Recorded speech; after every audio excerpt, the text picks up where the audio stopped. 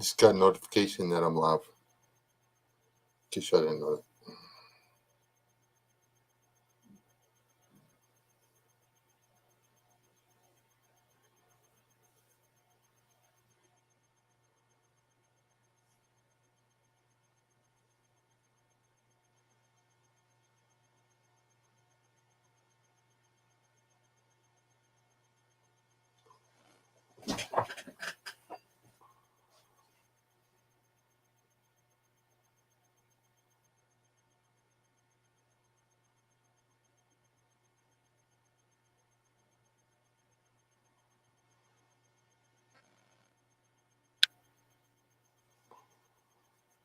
Hello, Carol. I think you're the only all there is. All. I think you are you all. Started to get on here and vent for a second. Let's see if anybody shows. Probably, I don't think anybody has the bell clicked for this channel. But we'll see. Oh, yeah, he does. Fine.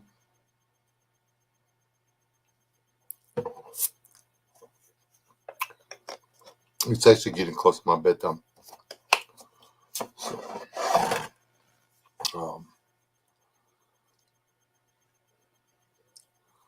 from 5 hours ago to now, the news coverage on the Trump rally, BLM clash or whatever has changed. Can't get a straight story from one source to the next source or whatever. Anyway.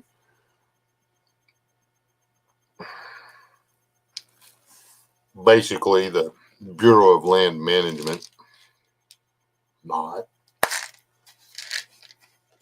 showed up at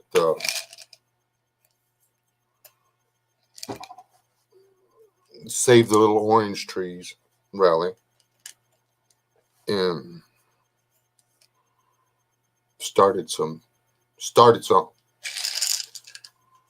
But now the MSN's trying to make it sound like the Bureau of Land Management is the victim. Even though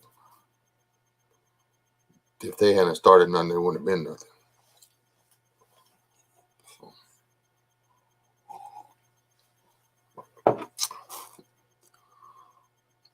What was the other end of this?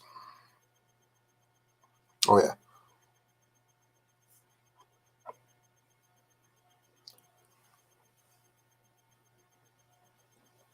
It would be prudent. Hey, Rachel. For everyone to make sure that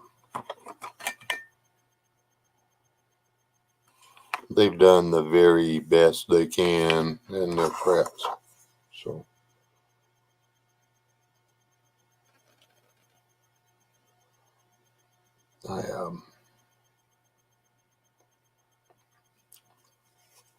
I think that now's when I want to pull out a little whiteboard and start drawing pictures.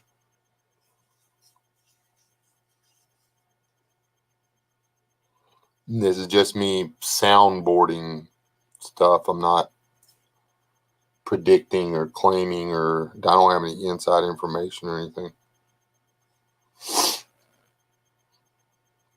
This is a bunch of what ifs.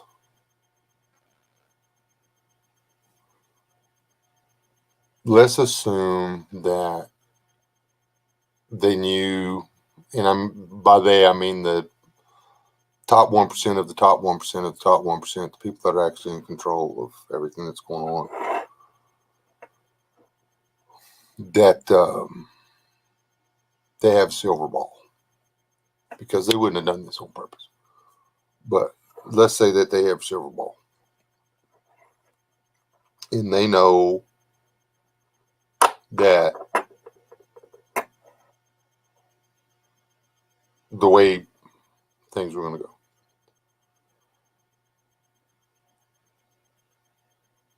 Now, we knew somewhere back on one of the videos that got knocked off of YouTube. It was a live stream. I said that there was going to come a time when the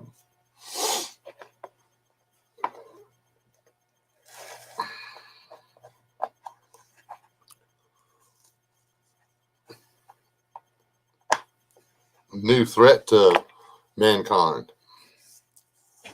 was going to be so widespread that it was going to be everywhere. You weren't going to be able to be anywhere without it being. I also said that, if they started testing, that there would be exponentially more cases because it had spread, because, that's what contagions do. People catch it and then they go give it to somebody else. Anyway. So we know it's a real thing. And we know it affects a certain part of the population in an adverse way.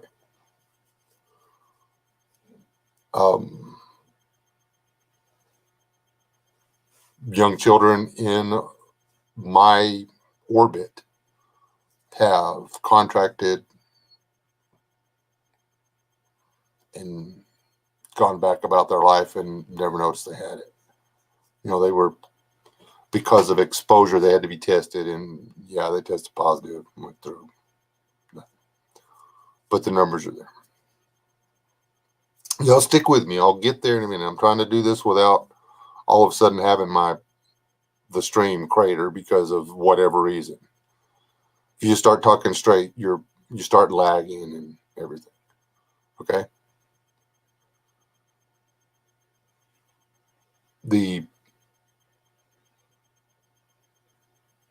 With the amount of fear that they have generated,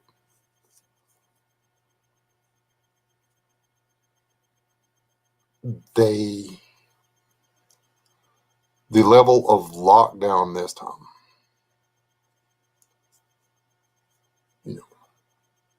is going to be insane. They're not going to be able to enforce it. They're just not. Unless there's a situation that erupts or that causes the nation to erupt in civil unrest and riots, and they can issue executive orders requiring a more aggressive police stance to prevent the violence and the spread of the danger to mankind. So now all of a sudden you've got, people getting blasted with water hoses and pepper paintball bullets and stuff for not being at home.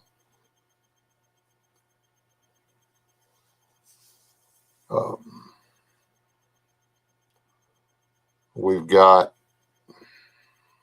compounds that are obviously for storing sheep that could be converted to store people that had been exposed and were liable to cause an unchecked spread of the danger to mankind. So they would need to be isolated and put in these places and kept there for a minimum of 21 days.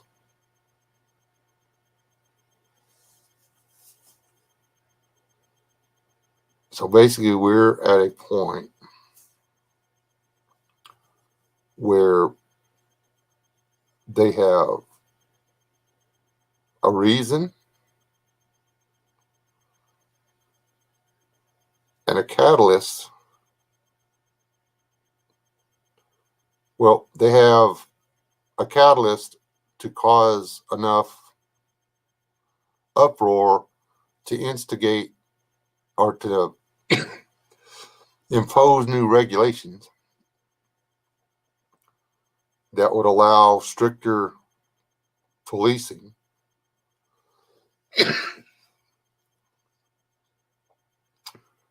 And they have a excuse for using that stricter policing outside of the purview of what it was intended for. They set it up for the riots, but then they use it for the COVID, and then the next thing you know, every 10th person on the planet is locked up somewhere.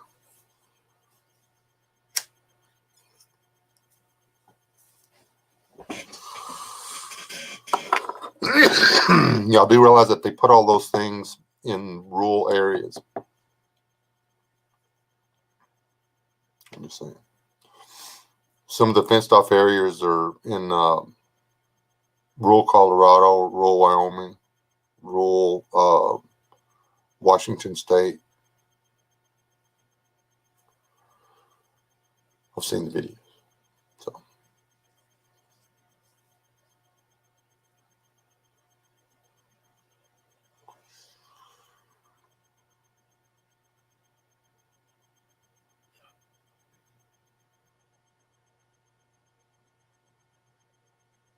hey, Bitty Boo.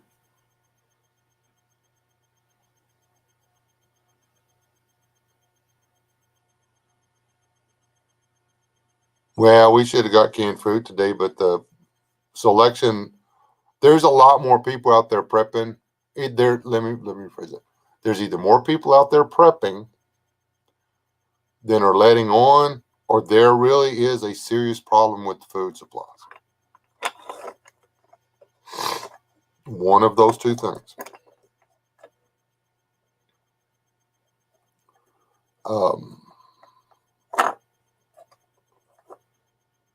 And I think this whole get everybody out in the street protesting and screaming and clamoring at each other is designed to get the most vocal on both sides of this thing out in the street, clamoring and making noise and stuff at the time where they could literally round them all up, put them in buses and take them to a fenced in area.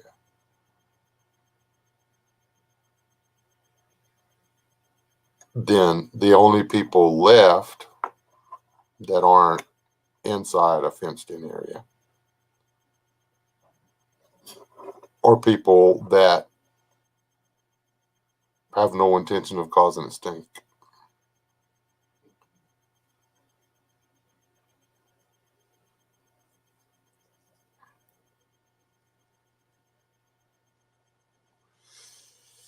I fully believe. Well, I take that back. I don't believe. With a certain level of certainty, I feel as though we might very well be entering into a very hard winter.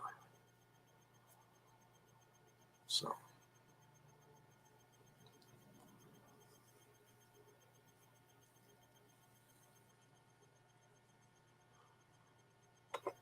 they've closed the two main bulk food outlets in our area are shut down. From what I understand, they've closed all the Sam's Clubs around us. So it's Walmart, or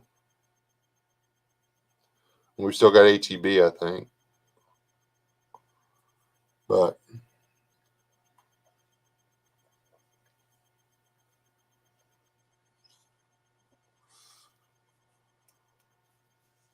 we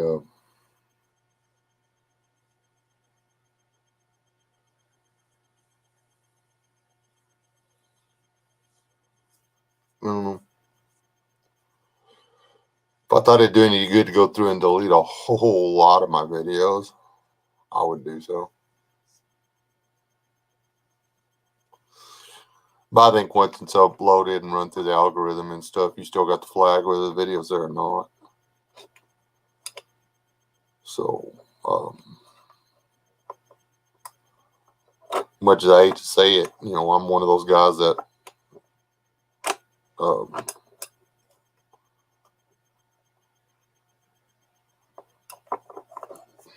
because I'm not willing to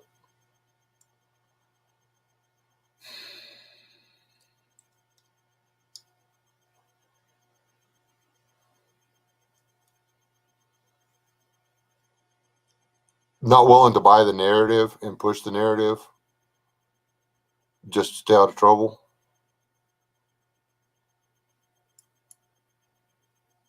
then I'm probably on a list and I don't like it.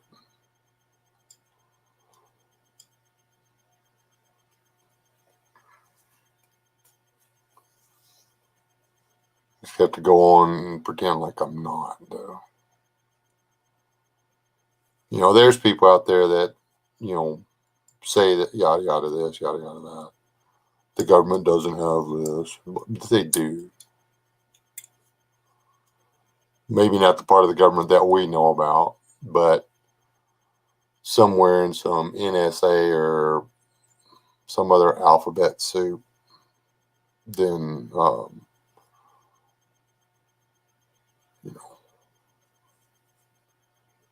there's a lot of people on the list that don't think they're on the list.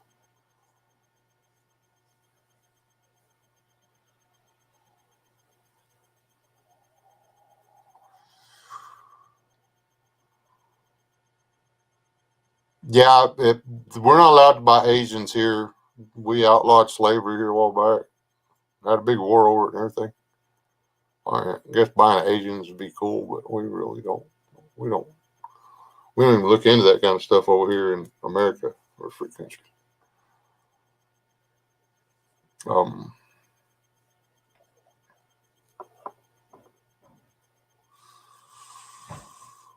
I would really love to tell y'all about my adventures in freezer cleaning outing, but I'm way too embarrassed by that.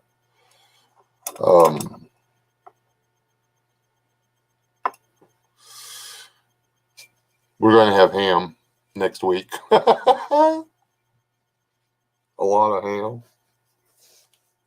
And I'm going to be eating a lot of venison.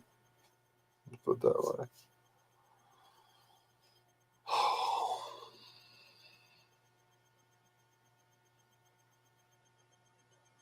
Food pantries aren't a bad deal. They're actually a pretty good idea. All right. They finally figured out how to get back there.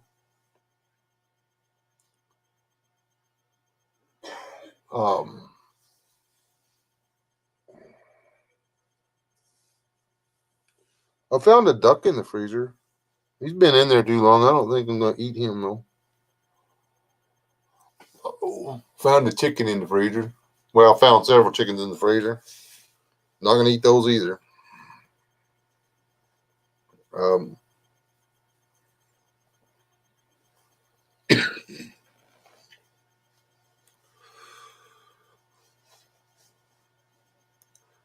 Don't know that I couldn't salvage that chicken by boiling it and canning it, but I don't know. I don't know what the quality of the food would be.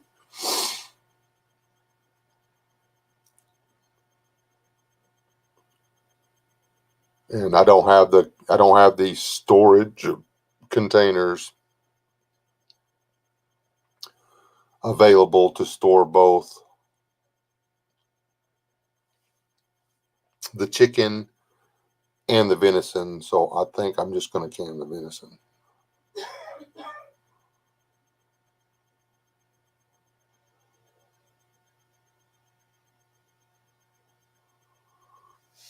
You're going to have to watch the edge of that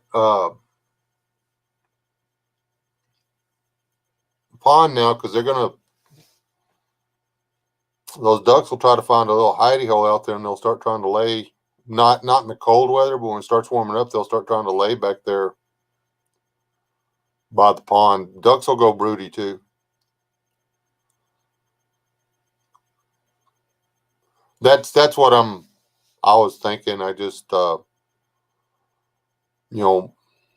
but it just seems like The idea of using my canning jars and canning lids for dog food, we've got to keep the dogs alive, and it'd be a lot easier to get them to eat rice than if it had chicken in it. I don't want them deciding that they're going to find their own groceries, because our chickens just now finally started laying.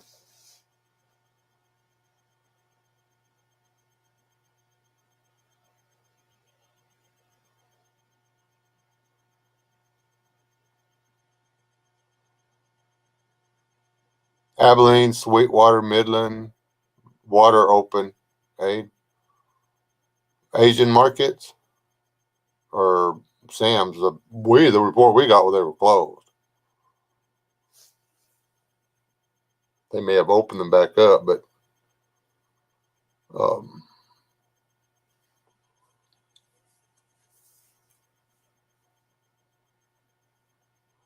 and I'm not driving all the way to Abilene. Sweetwater doesn't have a Sam's Club, so we must be talking about the Asian market. Not going shopping at Midland. I would rather be a 20-something-year-old hot female walking around in a short black dress in downtown Dallas on Friday night than drive through Midland, Odessa in broad daylight. Midland, Odessa scares the piss out of me. That place scares me.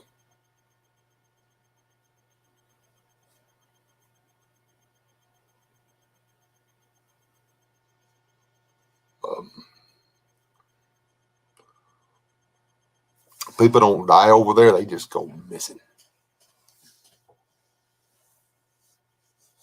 Like hard missing. Like you ain't going back.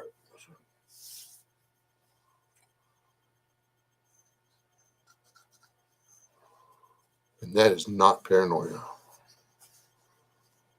Unless something has drastically changed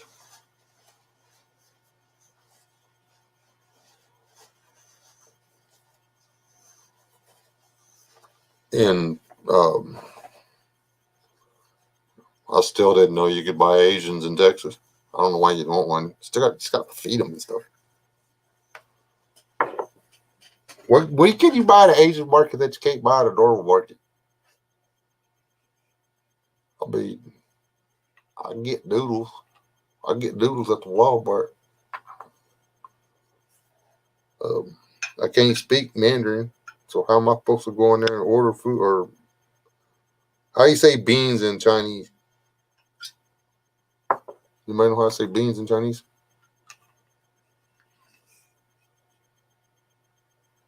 We got a little Mexican market here, but can't speak that either.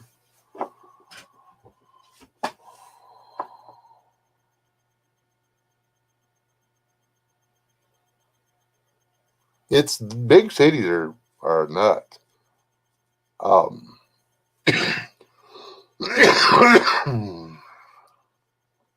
Midland is straight up wild, wild west. So,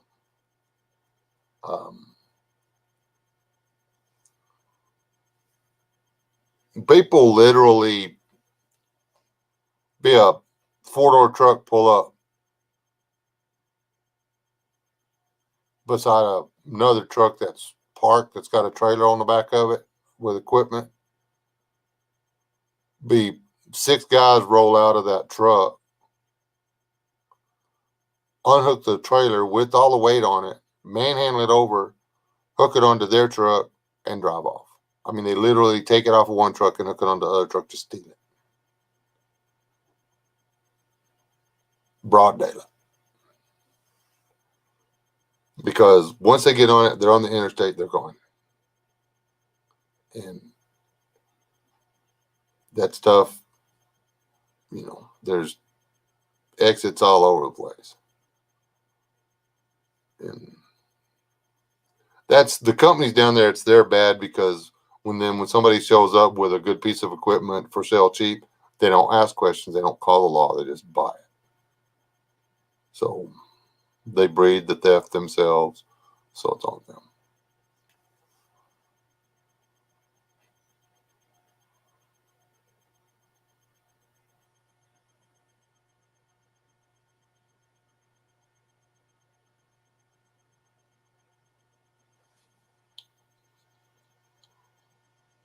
Yeah, LDS. If you order from them, it's gonna be on back order.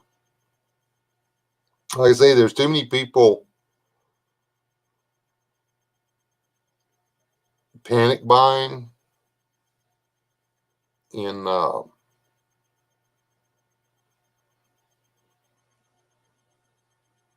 the places like Four Patriots and stuff like that.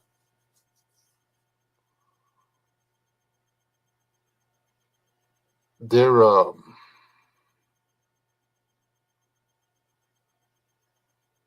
they're running pretty good sales on their stuff, and it's not taking forever for you to get your food in from them. So it makes me wonder where they're getting their food processed and packaged at.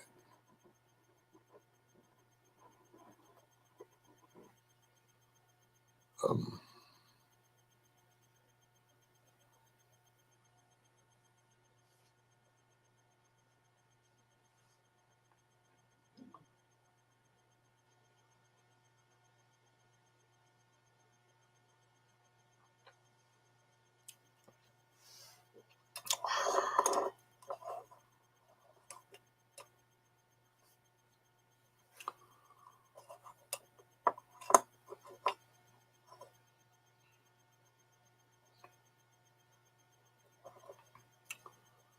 they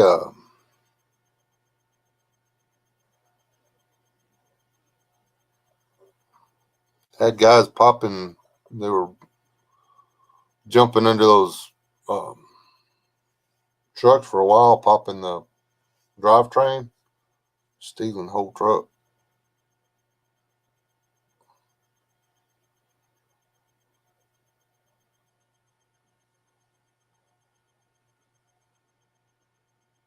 Yeah, it's crazy what's going on over there.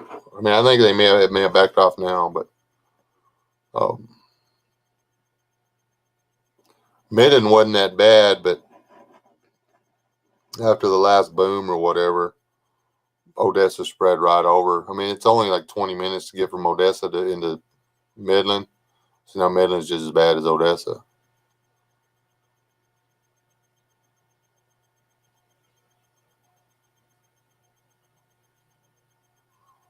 Purple sweet potato is a yam, and they're actually better for you than a sweet potato.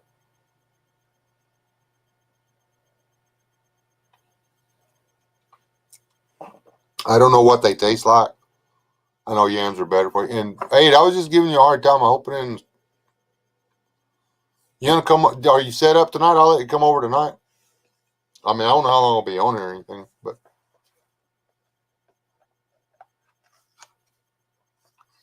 I need to check and see if the one here does then, because I want to get some yams growing.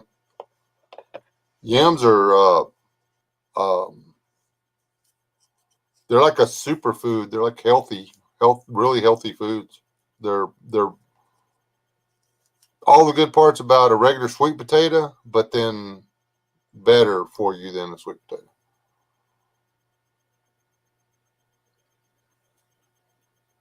All right, and for anybody out there that's listening that gives a crap or whatever, if you want to be part of a live stream, you've got to let me know. I mean, I suck at getting in touch with people. Always have, always will. Um, I don't check my email regularly. I turn the ringer off on my phone. I don't have notifications on for Instagram, Facebook, none of that. Um, I do not have notifications turned on anything. Um, if I don't think to check it or decide, hey, I haven't checked that in a few days, I don't know it's there.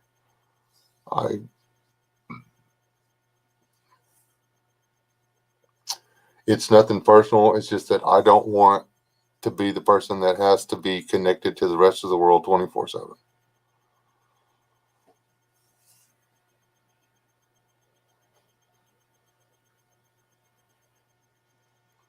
And see now, Carol, they're not the yams like you go and you buy the canned yams or whatever for Thanksgiving. Those are regular sweet potatoes.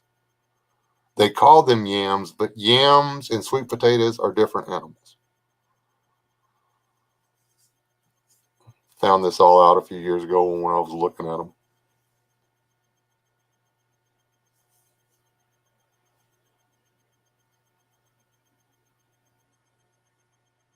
I love sweet potatoes. It's actually an impasse between me and my wife. I would just soon grow nothing but sweet potatoes. Because to me, you take a sweet potato, yam, whatever, one of them orange taters, put a little oil on the outside of it, put it in the oven for 30 minutes, take it out, let it cool down just enough to where you can pick it up and eat it, peel it, and eat that squishy goodness. It's like, oh, it's heaven. And my wife cannot. She just won't do that. Oh, I could eat them all the time. Nobody would want me around because they are high fiber, high protein. I mean, there's a lot of food in a sweet tater, and they're hard to digest, so you make a lot of methane. The end. Sorry. That's just the way it is.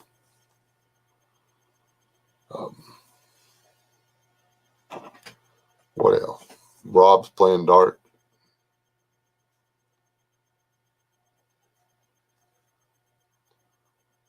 You'd be surprised what you could eat all the time.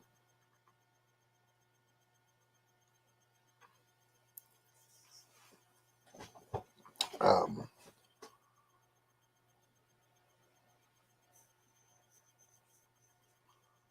I watched Les Stroud's latest. Well, it's not late. It's not that new, but he put it out a few days ago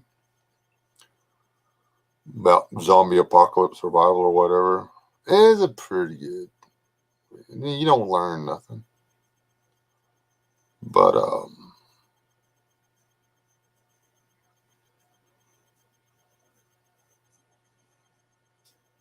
20 years after, which is the um, scenario he was doing, 20 years after a worldwide apocalyptic event,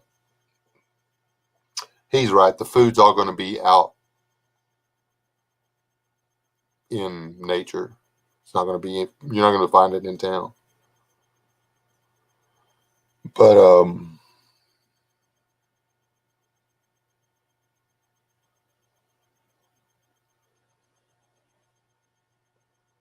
the first year, 2, 3 years, about first 3 years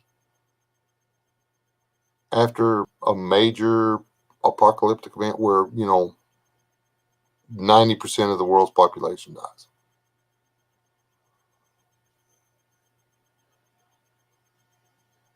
There's not going to be any game to eat. There's not going to be rats. There's not going to be pheasants. There's not going to be quail. There's not going to be squirrels.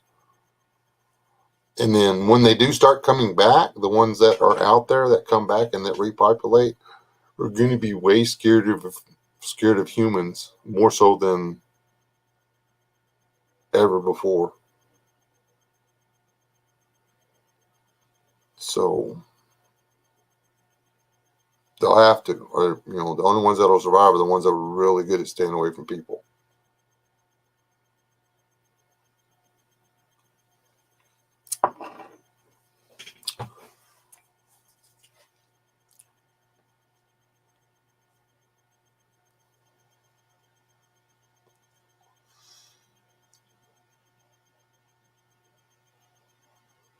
That's one thing Lester I did touch on there. Nowadays people, it's been 4 or 5 hours, 4 or 5, 6 hours since they had something to eat. Like, oh, I'm starving. I gotta go find some food. And 20 years after an event, you're going to be, you'll know the difference between starving and not starving.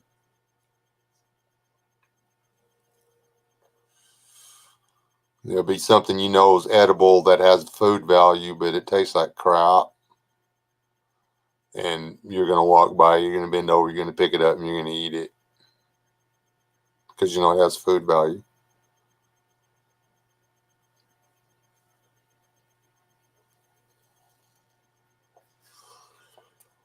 There'll be a lot of trial and error, a lot of people dying and getting sick and stuff out there, figuring out what it is in the wild that they can eat and survive on.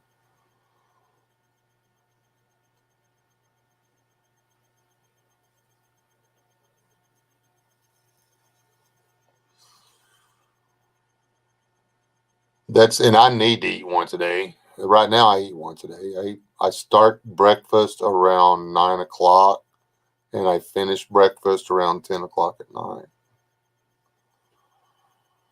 Wah, wah, wah.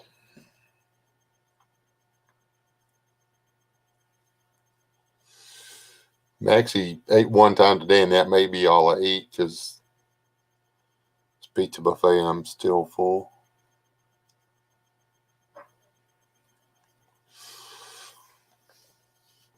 Man, we only got 4 people in here. Sunday night's a rough crowd. 5 people. So I hate that because that number goes up and down, up and down. I know Chipper won't. He went to bed early. He's got to go. He'll be going to work in a little bit. Um,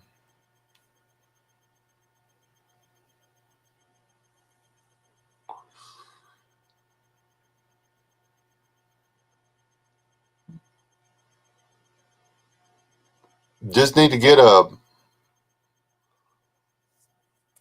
hot plate out there in that cabin, then don't worry about it. We'll make our own daggone breakfast. We carry food with us when we go on those trips. We can make our own groceries.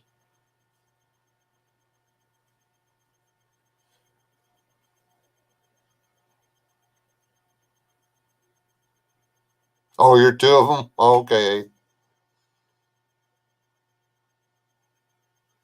The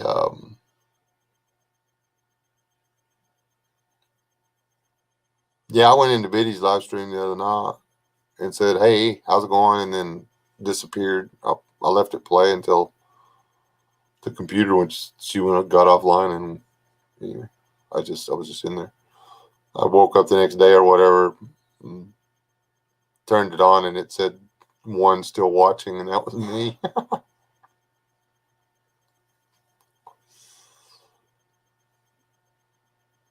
um, did I mention that y'all need to go over there and give Rob some Watchstone?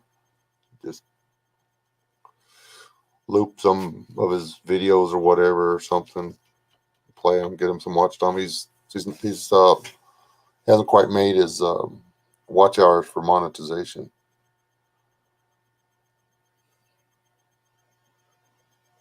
Rob tells really good stories, and I like I like hearing him explain stuff.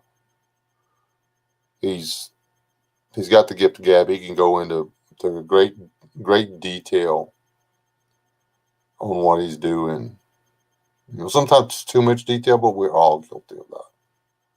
Uh,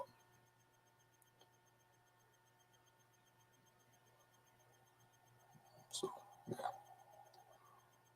especially if he's real passionate about something. Maybe going up to his place tomorrow or the next day. He's scored up. I mean, that's a big old hog.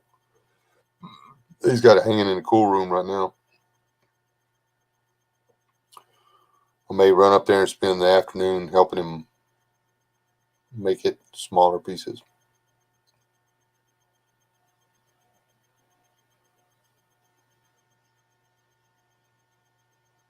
Yeah, Biddy's exciting. She does that to me. I'll be like, oh, not really. She goes to she does live streams whenever I'm going to bed. Um,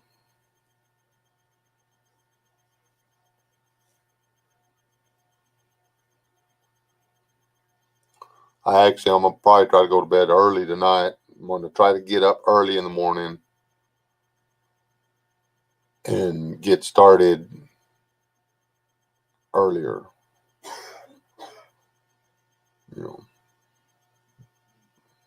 I've gotten in a bad habit of not allowing myself to start my day until mid-morning, and I've got to quit that. That's trust me, my belly is that's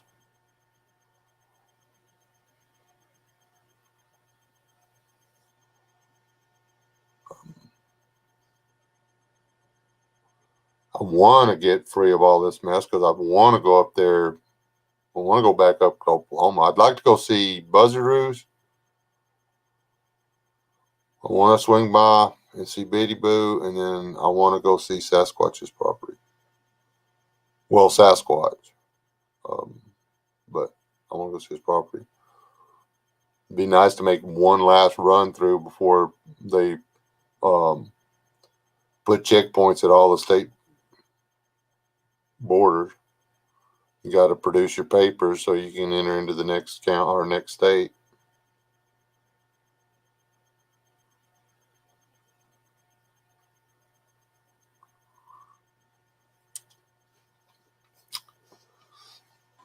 When I was working all the time,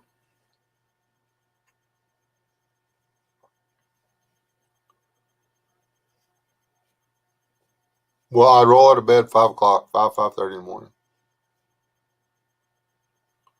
Every morning.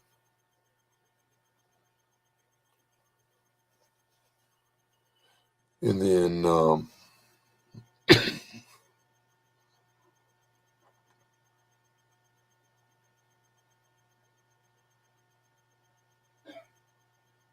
I'd work till 7 o'clock at night.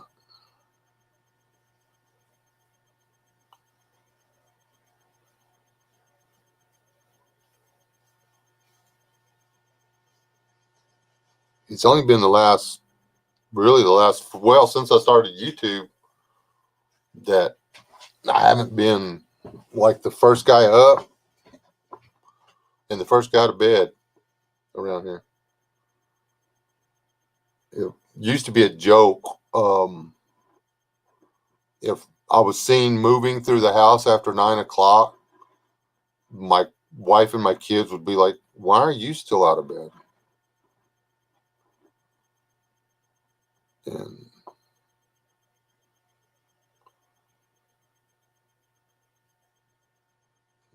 I haven't made it in there yet. My wife gives me a rash of stuff about being lazy or whatever, but I don't think she really thinks I'm lazy, though I am.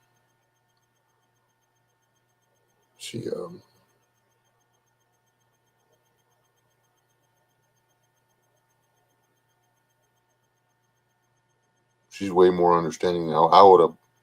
I'd have kicked me to the curb when it got me a new one.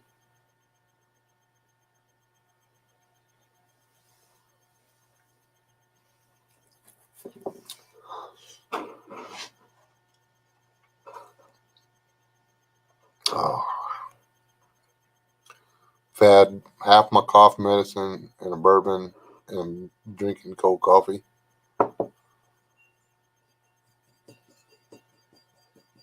We were able to get some canned corn today. We bought some more beans, some rice, some roast, apparently. We should have bought some roast, apparently. Are you gonna be on me for ever on that? Yeah. I did not know that we had eaten all of the animals. I didn't know that we had eaten all of the Liz animals already. How was I supposed to know that?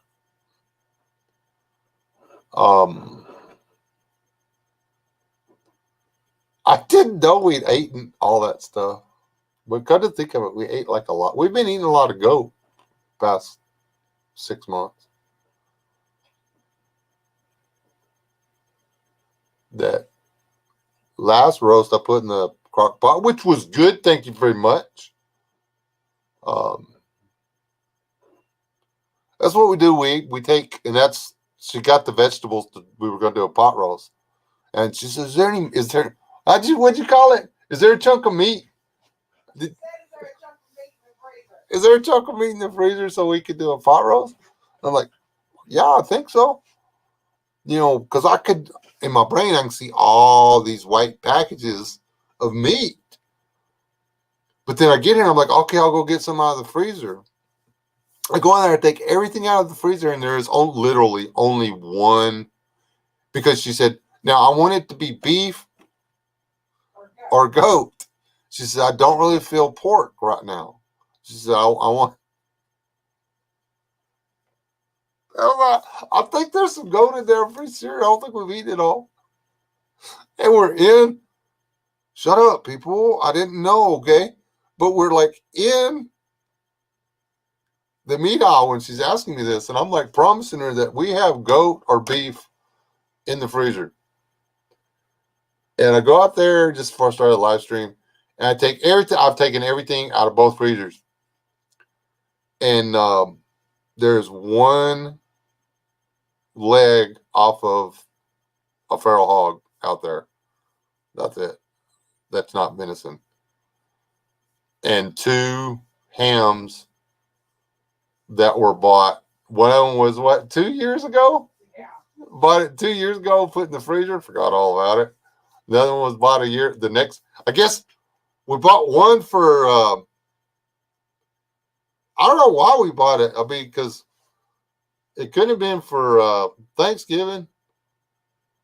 They probably just had it on sale. I was like, I'm going to get the ham. And because we like ham. Anyway, long story short, if she wants to put something in a crock pot, if I don't go to the store, it's going to be venison or pork. Because there is no beef and there is no mutton out there.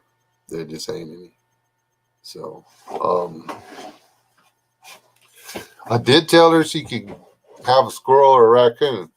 Apparently, she's not interested in a raccoon. I did find her a chicken. Oh, chicken.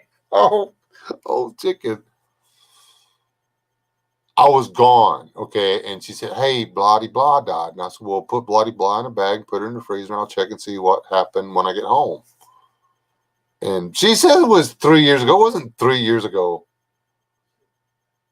But I kind of forgot about that, so I found her, and I'm pretty sure feathers and all. I'm pretty sure she froze to death.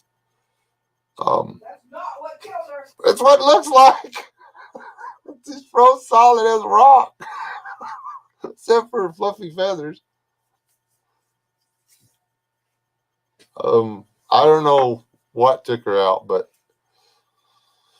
I'll just put her in the dumpster. She'll be fine.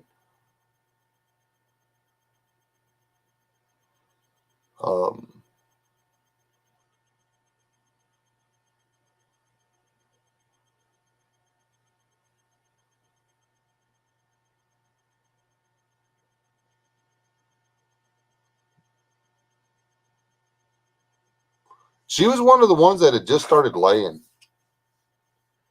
And the chickens were, we couldn't figure out what was killing the chickens. I remember now. We couldn't figure out what was killing the chickens. They were dying. We were having one die every 3 or 4 days, and we were trying to figure out what it was. And I was actually going to do an autopsy on that one when I got home. And see if we could figure it out. But long story short, it was that was about the time they sprayed our flock, though, and I think that's what we figured out. I just forgot about the chicken. But anyway, yeah, that happened. So apparently she doesn't want to cook that one either. I mean, it's still got feathers on it. It ought to be fresh, right?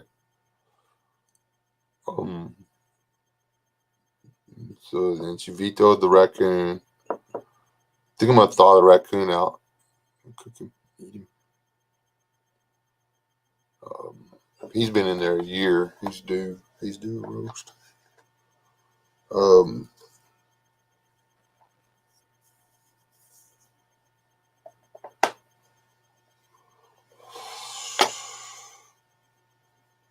I know he was fat.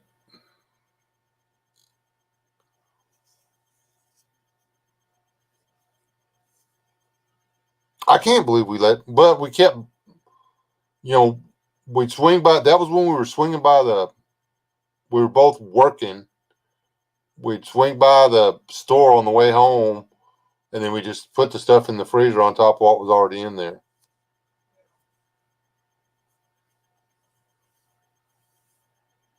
And anyway, um,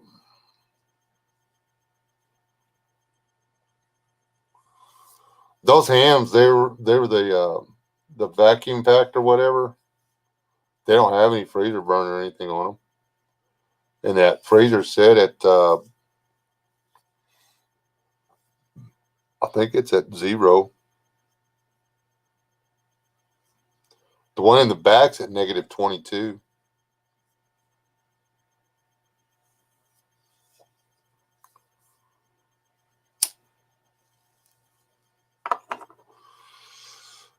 You put something in that back one to freeze, and you can put raw meat in it, and an hour later it's a block of ice. It's an amazing freezer.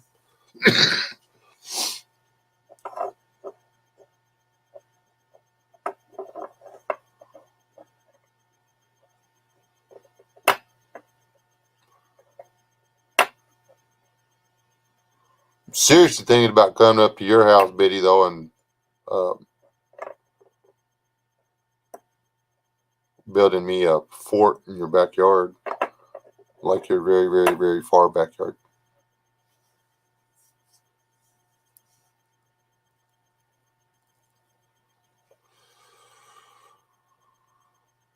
I am going to, still, it's on my to-do list of YouTube videos. I have a boat trailer that I'm going to convert into a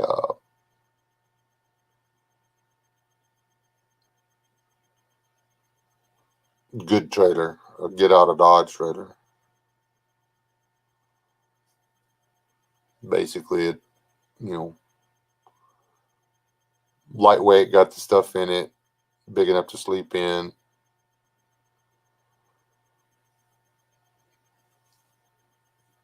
Very mobile.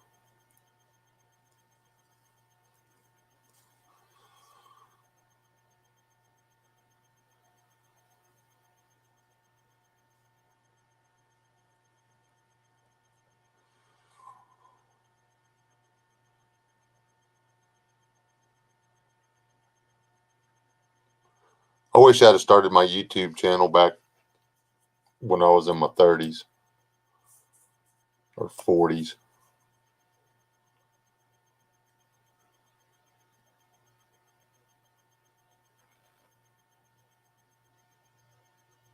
But then it wouldn't be this channel, it'd be something different.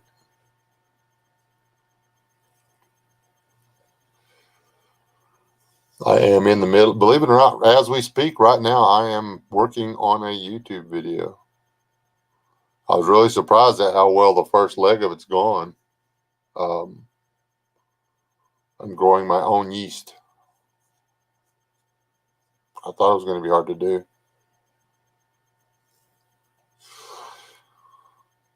I need to go out there and harvest, see if I can get a whole quart jar full of those things, babe, and that'd be a lot of picking. Those things are the size of airsoft pellets. But if I could get a whole jar full of them and figure out some way to get the flesh off of the seeds without breaking the seeds or whatever, I ought to see if I can make wine out of them.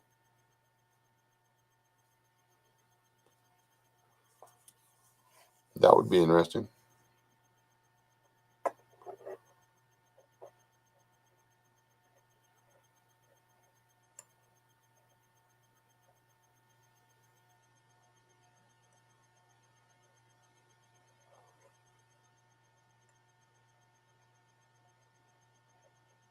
Well, that'd be cool. See, I was flipping through, and these people are building cabins out of pallets.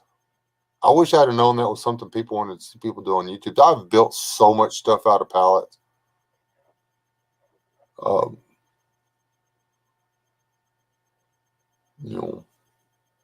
or guy with a generator and a little compressor, man, he can go to town and stuff like that. He just halfway decent with a hammer and nails. It does not take that much to convert pallets into something useful.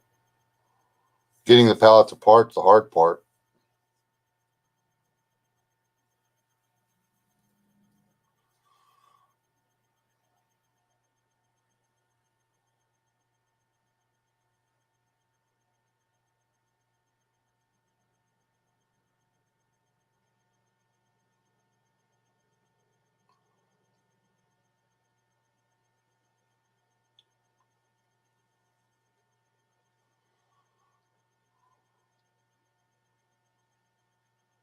Oh, you're set up? Let me send you a link. I figured. I didn't know that's what you're doing, but that's cool. Let me send you a link. What's your name again? I'm just joking.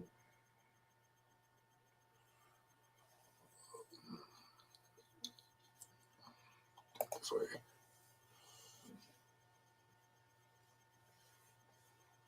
Oh, my neck's killing me. Caught my hair in a tree the other day. And I broke some of the hair. It's not quite going into my top knot. It's annoying. Hurt too.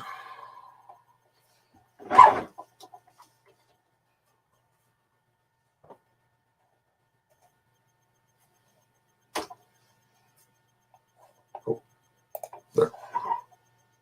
Sending. Let me know if you get it.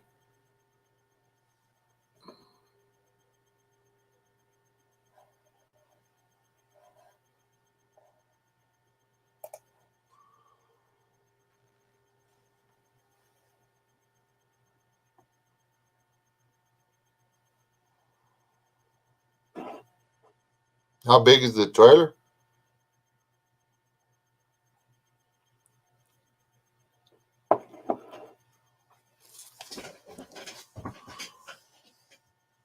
If you're talking about your next door neighbor's sister, I was planning on sneaking over there and cutting lumber off her property anyway. I mean,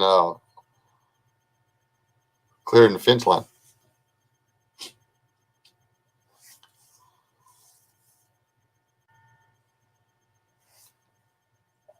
There he is. Here, and everybody say hi to Aid. You want like that or like this? Is that better? Oh, yeah. There we go.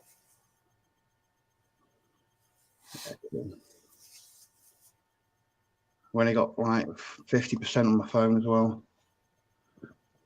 How's the weather in Great Britain? It's raining. It's cool. I prefer the rain. Cooling down nicely. Hi, folks. It's cooling down here, but it's not raining.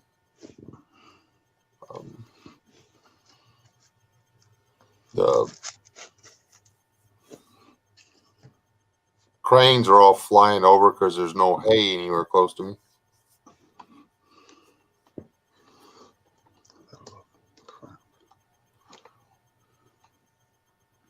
There we go.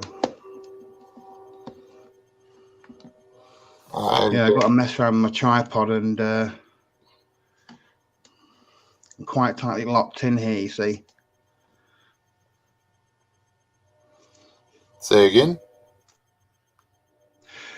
I've got to set the tripod up, and I'm actually locked in once I've set the tripod up. So I have to move fast. The tripod's just going to go. Oh, okay.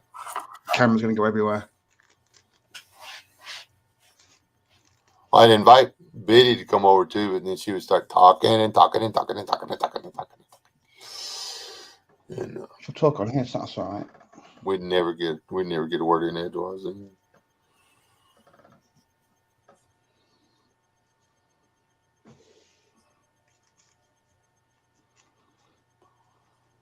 Do you don't like Aid's chin showing? I like his chin showing. He's got the reverse goatee thing going there. Whatever they call that. That's the one beard I'm not allowed to wear. Aid. We call them handlebars over here. Yeah, I don't know what they call it, but that's the one facial haircut I am not allowed to wear. My wife will shave me in my sleep.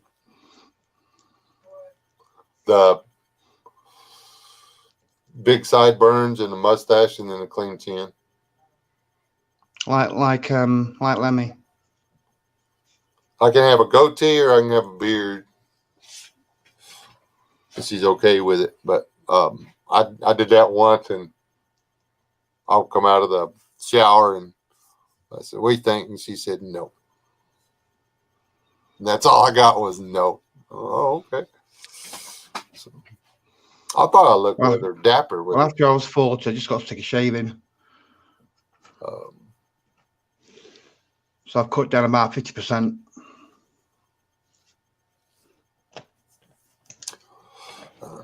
She likes different kinds of facial hair on different people, but she actually prefers her husband clean shaven.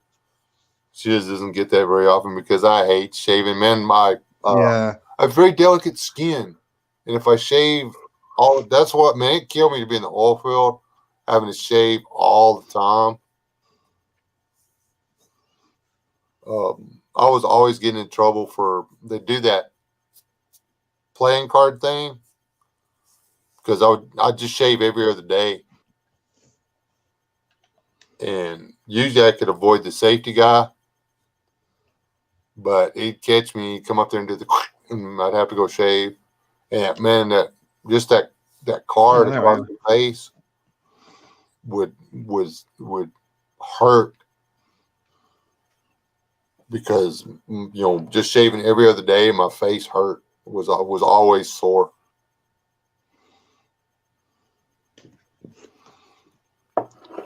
That's the reason I wear beards, because it's either a beard or whiskers. And when I get older, I must let it all grow out. Before I had to shave it for my ID, right? It was down in my these are actually down here. It was well cool. I actually plait them. It was great. But there you go. When my beard touches this button, it has to go. Actually, she prefers it off my collar. You got to be able to see a little neck there. Want to look straight. This is about as long as she likes it to get.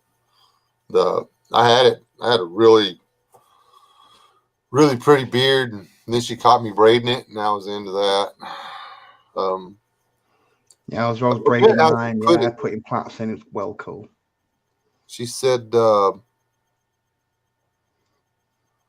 "You are entirely too woolly, mister." I believe that's how she said it.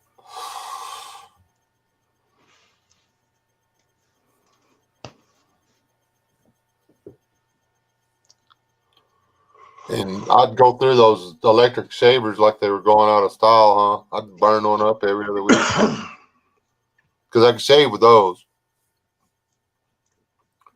Because you could set how close it is, and my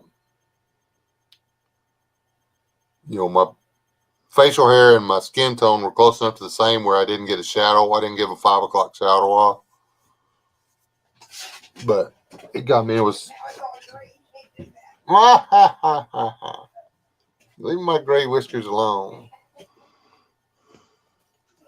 Yeah, mine. I'll get a few grey ones here. Oh, dude, got gray coming into my sideburns and. Yes, ma'am. Hey, listen, who's talking? I know it. You over there with your salt and pepper hair, but you always take my gray away.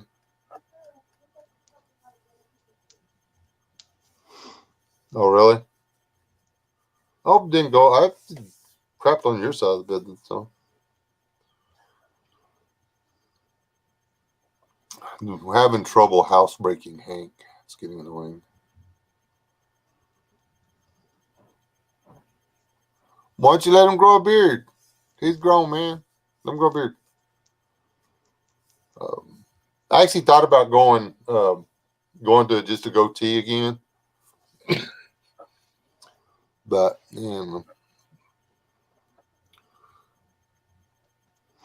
know after I shaved that last time, shave my mustache, my beard, and everything off me, it was like looking at my brother, my second oldest brother. And I'm just like, no, I do not want to look like Steve. So, If I grow a full beard, I'll probably look more like Charles Manson than I do already. dude, you should get like a Sharpie and do the thing, man. No.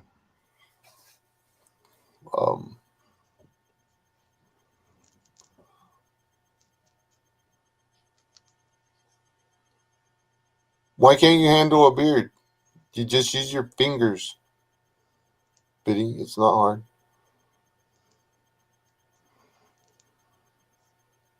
It's not in your face, is it, Bitty? I don't know why. It's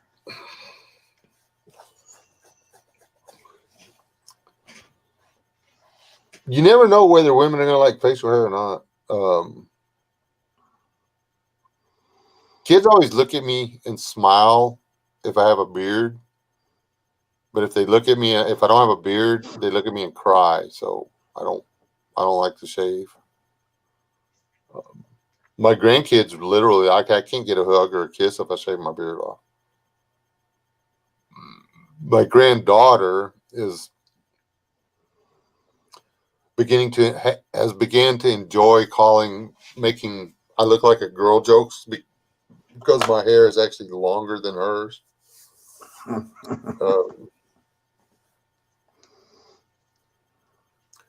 Which my hair hasn't been this long the top of it hadn't been this long since I was 17, 18. But the back of it hasn't been this long in... No, I'd my hair long in over 20 years. 10 years or something. I don't understand why everybody thinks men are supposed to have short hair. I don't know where that... I don't even know where that come from. I'll it's It probably comes from really old times when they invented scissors. Maybe differentiate between civilized folk and barbarians. Yeah, something like that. Probably. I mean, I understand why men started cutting their hair, but it wasn't for looks. It was totally utilitarian. They were, they had started making machinery and they were working. I mean, the crap was always getting in their way, so they just started cutting it off. And they started working with fire. Long hair catches on fire and it burns. You just cut it off and you got to worry about getting in the fire.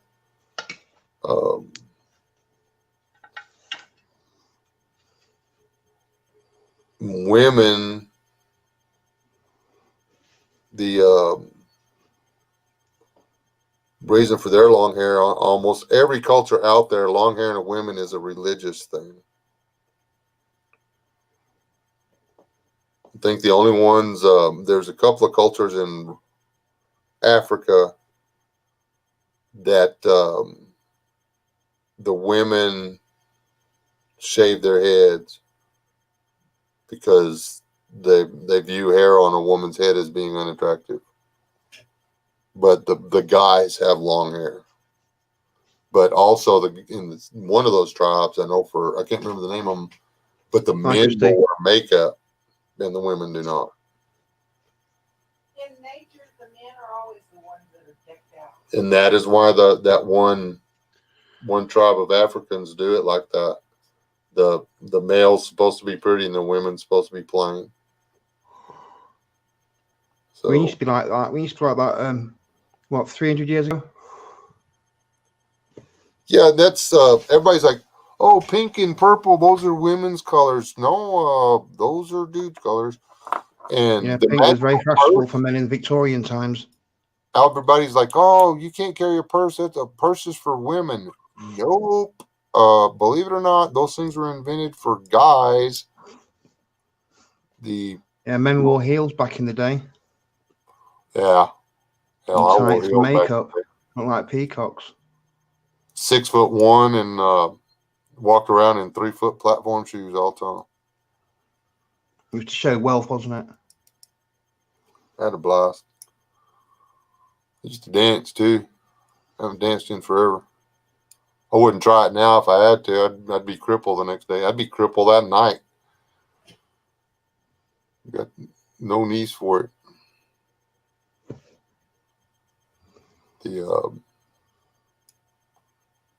They done changed all the dancing and stuff now. Anyway, what we called the 2-step when I was doing it. That's not how they do it nowadays. So I wouldn't know how to get out there on the floor.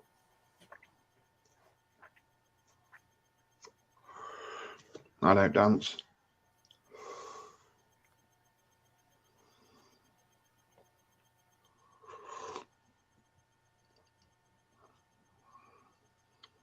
Rachel, I don't think you would be unattractive with short hair, but I think you're absolutely beautiful with long hair.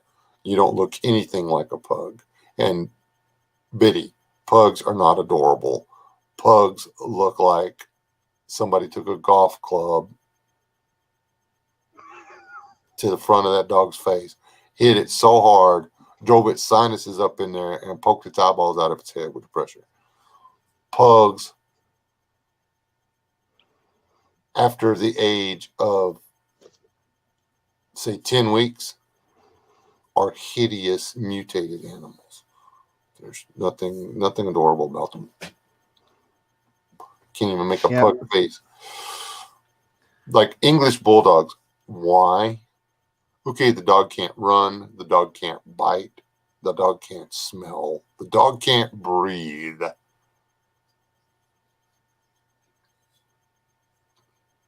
What does the English bulldog go for over there? Like if you bought a pup, hundreds. If they've got pedigree, kennel club pedigree papers, a lot of money. Yeah, hundreds. If it comes from a very well established, like a Crufts winner, you're looking at over £1,000. Yeah, I can get a Mastiff for £1,000. They the papered bulldogs over here, they'll go anywhere from $2,000 to $5,000 for a pup, man. I'm just like, what? People pay $900 for a Yorkie. I'm like, that's like half a Chihuahua with long hair. A lady up the road has one of those miniature Yorkshires. My cats are bigger than the dog.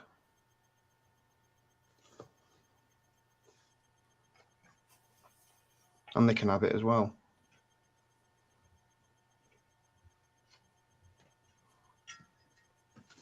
There's a lot of, my son thinks pugs are cool. And I think pugs are cool. They're cool. They're just not cute. Okay. I like foxhounds myself. I like my favorite. I don't know. If I'd have never got one, I never would have found the perfect dog on the planet ever. I will never be convinced that there is a better dog than a Catahoula for anything. They're just, you can train them to do anything.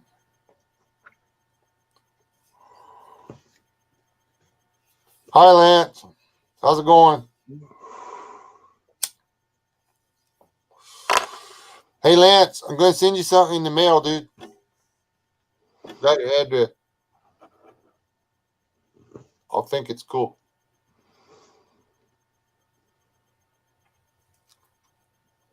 If you've already got one, I'm sorry. You'll have to. Hope you like Hot Wheels.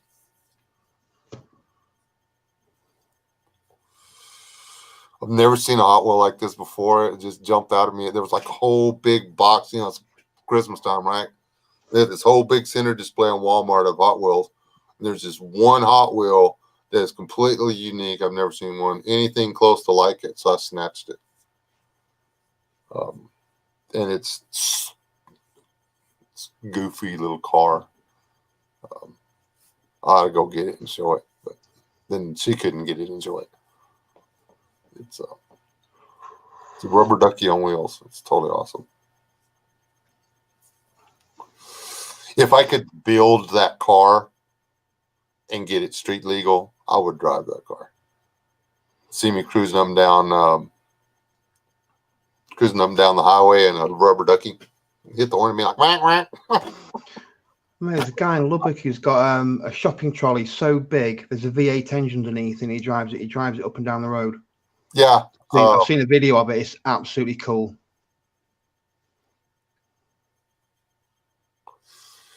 Ooh, Christy got me toy, whatever that means. Yeah, it's like it must be 12 foot high and about 15 foot long, with this massive engine underneath the trolley basket, and this big massive fuel tank, and it's just cool. It really is. My drag racing lawnmower come up for sale the other day. I still want to buy it. I have no use for that thing. But mow lawns with it really fast. The deck's not hooked up. We just had to have a deck on it to be in the race. It's got a 24 horsepower Honda engine on it off of a portable welder, with the governor and everything's been tweaked. It's been amped up. It's actually kicking out probably close to 35 or 40 horsepower. We don't have any real way to dyno it. The drive pulleys have all been resized and stuff. When you throttle it up and let out the clutch, the front wheels come up off the ground. You run the whole race on 2 wheels. It will, man, it's got a pucker factor of about 2. But you can, there's a stop on it, and if you don't take the throttle past that stop until you have it fully engaged or whatever, you can use that lawnmower to drag a 1-ton welding truck around. It will drag the whole Ford welder, everything. It'll drag the 20,000 pounds like it's nobody's business. It'll only do it at about 10 miles an hour, but that's plenty fast on a lawnmower. Better than you pulling in it. The top speed on that lawnmower really wasn't that impressive, but it went from 0 to top speed in the first 10 feet. So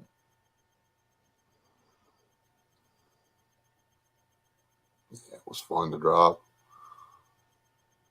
And then the guy that built that one, I actually didn't build it. The guy that built it, though, his next drag racing lawnmower had a 750cc Honda motorcycle engine on it. And dude, he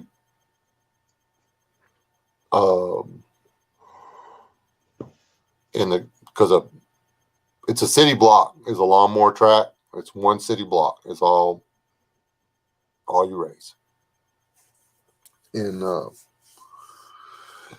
anyway, long story short, there was a guy there with a super fuel car. I put $100 on that lawnmower against his super fuel car, and after he saw it run the first time, he wouldn't take it. There's just no way. He says, my car won't go that fast. That lawnmower with that Honda on it, because he'd start in second or third. See, when he could beat any lawnmower out there in second gear. Put the Honda in second gear, boom, he'd beat any lawnmower out there. The fastest he ever took off was in third gear, and in an 8th mile, 80 miles an hour on a lawnmower. No. He asked me if I wanted to. I've never driven that thing. I don't have any intention of ever getting on that thing and hitting the start button. I'll have a go. Everybody else drove it, but yeah, everybody else used to work on a drilling rig too. I ain't never been dumb enough to do that. I'll build them, repair them. Not going to go up there in an ice storm and work derricks. Everybody I know that work derricks in the oil field is either bolted back together, missing multiple body parts, or missing large body parts. So, no.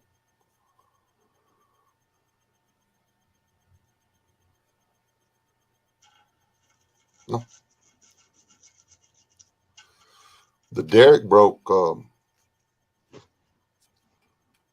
on Kenneth. Was it not the derrick? The platform broke when he was headed up and came down and hit him in the side of the head and pinned his hand to the derrick. And they were able to get a rope. They got him a rope, and he got the rope around. He's sitting there literally hanging on to his crushed hand. Crushed hand's holding him up. He takes his safety deal off, ties the safety deal to the platform so he can lift it up enough to where he can get loose. And he's got to go down the ladder enough to where they can let the platform back down so he can reach back, climb back up there, get his safety, put it back on so they can lower him to the floor.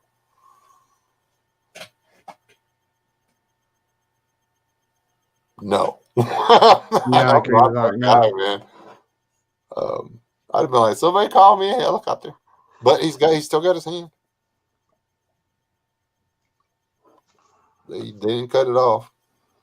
And one guy, his arm, they did something wrong, and his arm actually came down and slapped on I forget what it's called now, the part of the deck that turns when they're somewhere he wasn't. The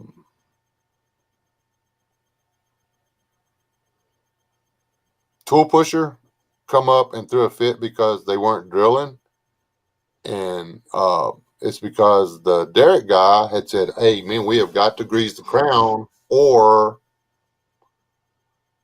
we're going to be looking at a lot of downtime because they had something going on or whatever." Anyway, and so he said, "Okay," and they shut down the drill, and he was up there. He had his arm stuck in the equipment, greasing it, and the tool pusher come up on there and threw a fit and grabbed the clutch and put it in gear. And everything moved just a few inches when he did it, and it was enough. It took the guy's arm off between the shoulder and the elbow.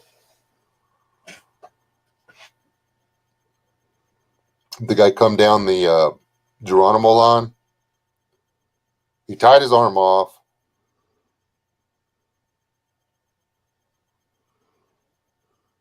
I think he took his belt off, tied his arm off to stop the vein from squirting, and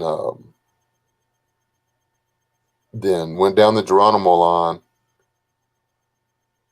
They were over there to rescue him when he got to the bottom of the Geronimo line. He came back from where he hit the ground. He's no arm. I mean, there's blood running everywhere. Walks up on the platform, goes right over to where the tool pusher is still standing, and does a roundhouse kick to his jaw, knocks him out cold, and this is somebody taking him to the hospital. Reached down, picked up his arm, and they left. But there was, the way I got cut off, there was too much tissue damage, and they couldn't put it back on. He still, that was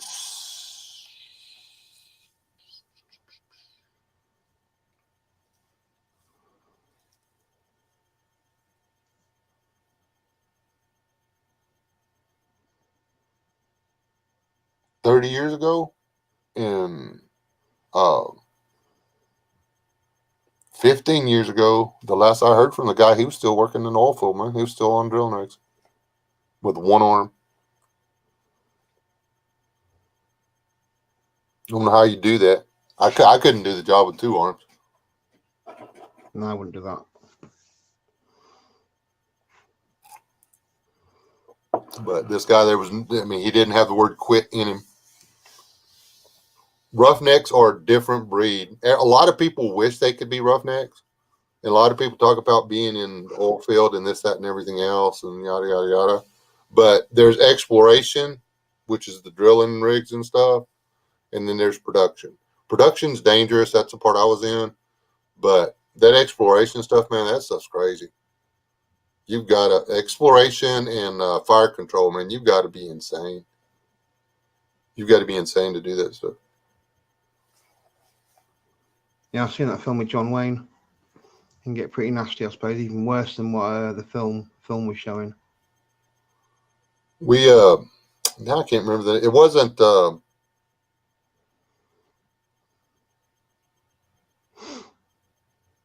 It wasn't John Wayne, the one John Wayne Patrol. It was Wild Well Control. I was on location twice when they were working blowouts. Those people are nuts. Literally, they had on one of them, the first one, there was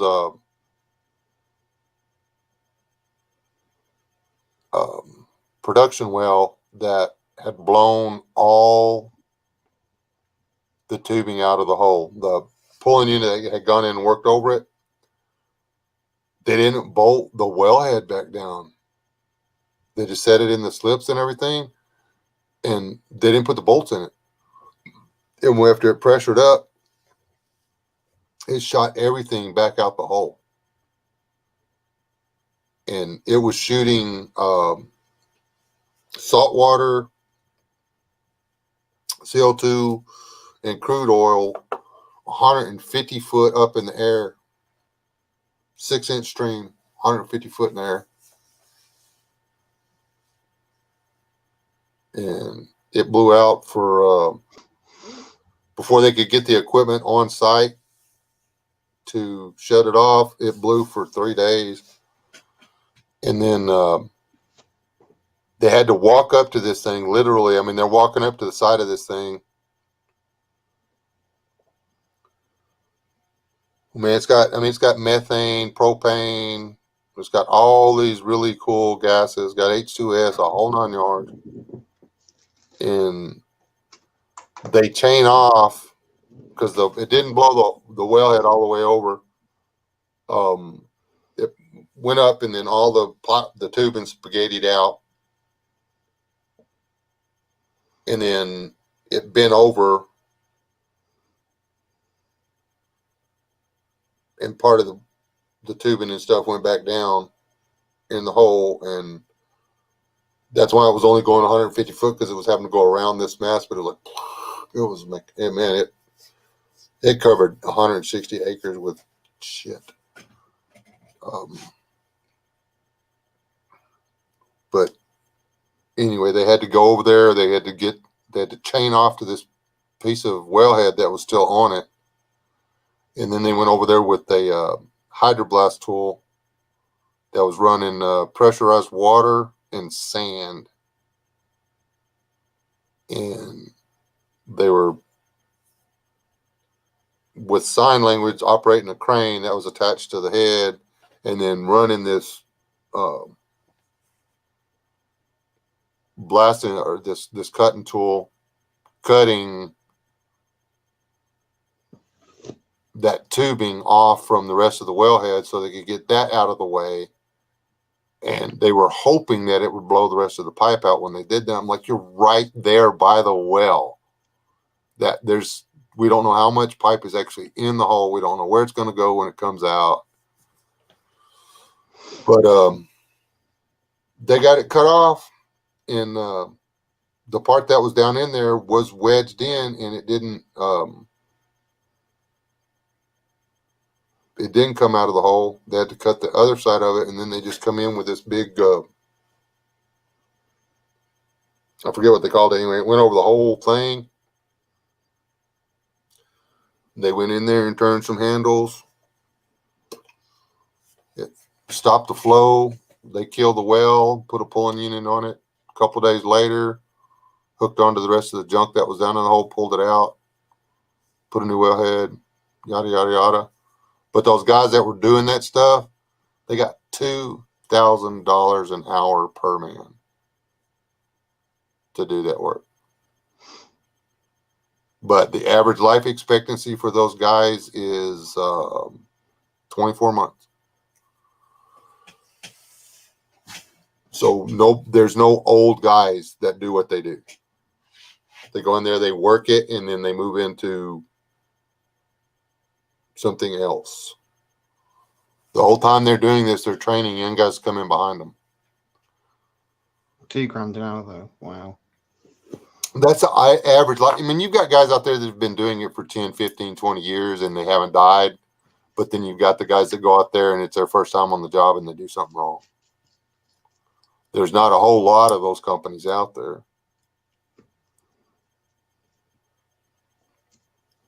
And I was just like, and the safety guys would try to tell them, like, these are the rules, you got to do this and this. Like they were trying to tell them they had to wear plastic hard hat. And they told us, well, y'all do it then, and we'll pack our stuff up and leave. Because they got $60,000 just to show up. The company had to deposit $60,000 in their account to get them to show up to look at it. It's a good call out charge.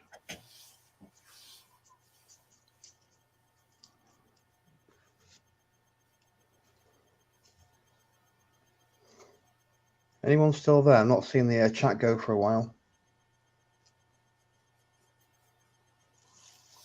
There's still 5 people there. I think they're just listening to the story. They get enthralled when I speak, I guess. I don't know.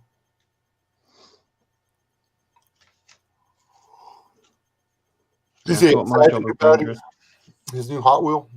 Is that what you're saying, Rachel? But I think I'd probably lose a eyeball. Yeah, I've got buffering too on my PSN. Oh. I don't know what the other one is. Oh no, I lied. That's a CUDA. It's a 71 CUDA and a 68 Dart. I'd rather have a Dart than a CUDA though. Yeah, the PSN's frozen up.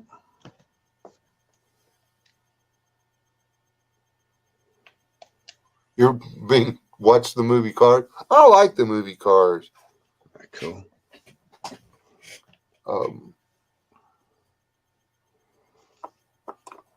Maybe the cartoon Cars. The live action Mulan. I want to see that. I miss having kids. The perfect opportunity to watch cartoons.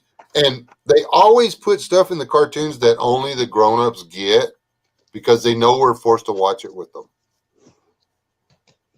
Or that they think only the grown-ups get. The kids get it. They just don't get it for a few years.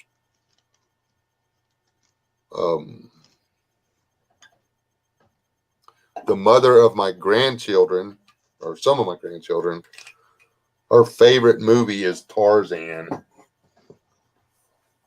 The cartoon or whatever. She will watch that thing over and over and over. We had an entire room that was dedicated to airplanes and cars. We still have a Lightning McQueen bed sheet around here somewhere. Pretty sure there's a Lightning McQueen baby blanket in this house.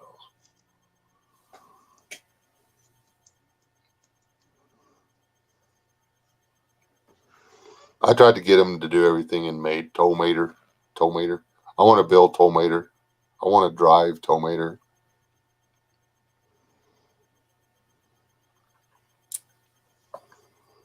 People don't realize how cool a truck Tollmater is. Tollmater was a 1-ton Apache Chevrolet with 454 big block in there. That's a lot of truck. That's a do anything, do it all day long truck. Just can't, you can pass anything in that truck but a gas station.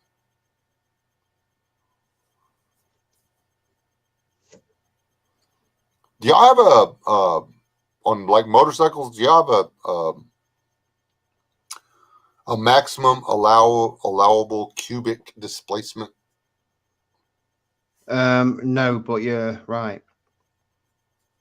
I can only give you this in metric. Up until you're 18, you're only allowed to ride a 125cc on a learner's permit.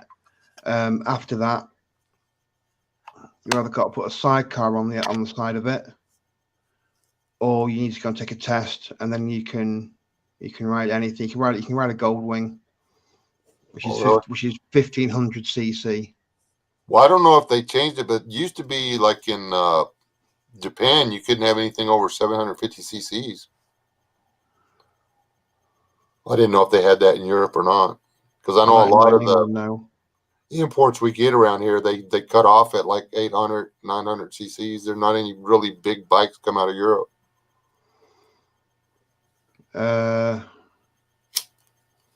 Motor Mani, Motor Guzzi, they make 1000cc V twins.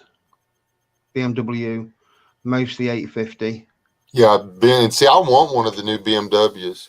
Not new. I want. They import Harleys. The big 1300s. They import those. That's what Biddy needs to do, is make me a really good deal on that Sportster she's got. I think it's a Sport. Is it a Sportster? I don't need a motorcycle though. I take that back. I do, but I don't. More fuel effective.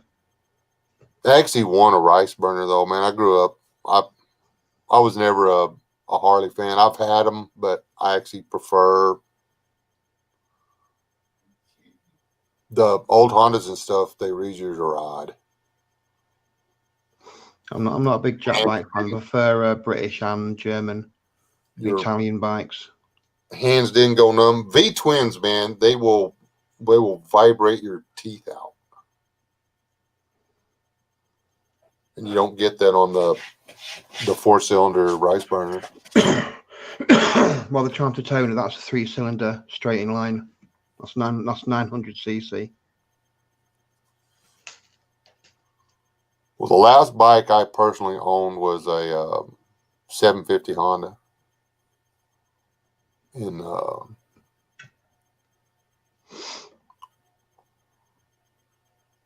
I like the way I like the way they put them together from the mid 80s back to the late 70s. I'm not real keen on I don't want to feel like I'm sitting down trying to take a crap when I'm on my motorcycle. I like to sit on my motorcycle. I mean, the lower center of gravity, the easier they are to stand up or whatever, but the less you can get away with on them. So.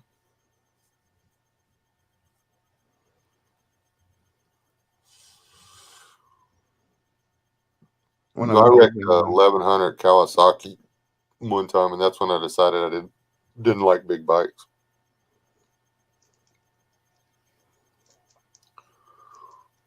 It wasn't that the bike was hard to ride or whatever. It was when I was upside down flying and I could see the giant motorcycle coming at my face. I was like, man, this is going to hurt twice. And then I was lucky I hit a tree, and the tree pushed me out of the way and the motorcycle passed me. Hitting the tree hurt a lot. Like a lot. And it threw me into another tree, technically. which hurt even more because I didn't hit the tree and bounce off. I hit the tree and slid down the tree, and I wound up with bark embedded in my skin.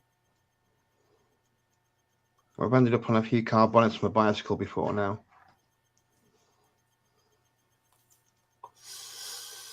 I'll give him a chicken, a frozen feathered chicken. Good thing about a bicycle is when you're on the bonnet, you can pick the bicycle up and start hitting the car with it.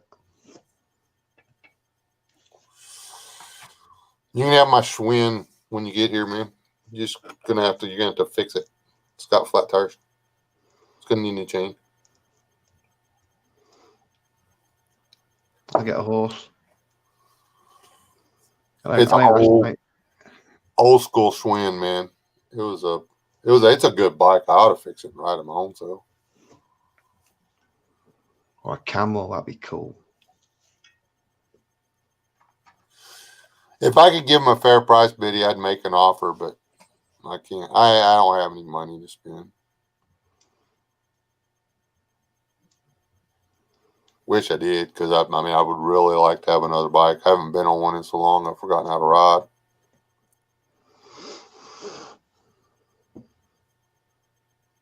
Gotta pick those hogs up for freezer camp.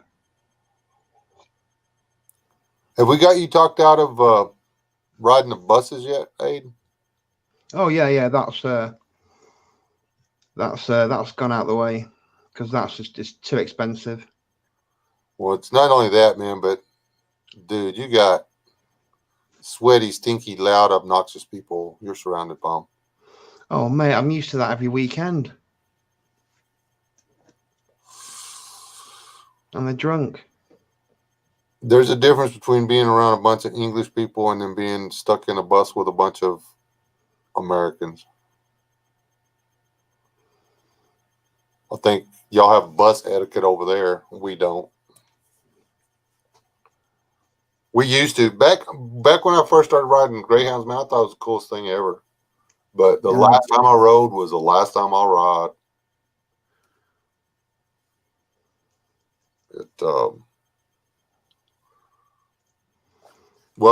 And the last time I rode a Greyhound, it might be a good idea if you're there anyway. So they literally got into my luggage and stole half of my gear.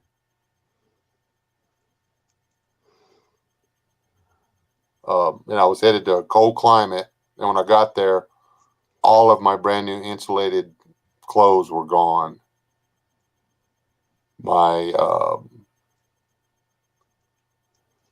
insulated boots were gone. My insulated coveralls. They left me my pack. That was it. Anyway, if you're coming to pick you up for Dallas, that's a lot of video opportunity for you, isn't it? Well, yeah, but there's enough YouTube channels out there. Everybody would be able to make a Aid Travels the U.S. and then you could make Aid Travels the U.S. videos all day long. I don't know if you could publish yours. Well, if you had what they call is the visa or whatever. Yeah, visa. Yeah. How long is a tourist visa good for? 6 months. A work visa is 12 months.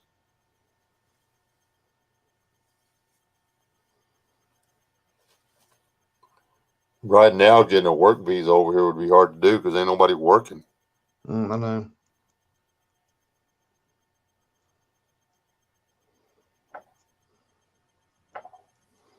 You got any YouTube videos planned? Yeah, I've got to do 3. I have to do 3. I've got a competition. It's a YouTube competition. I've got to do a competition video, winnings video. I've got to do a food review video again, man, right? And then I've got to do another mail call video.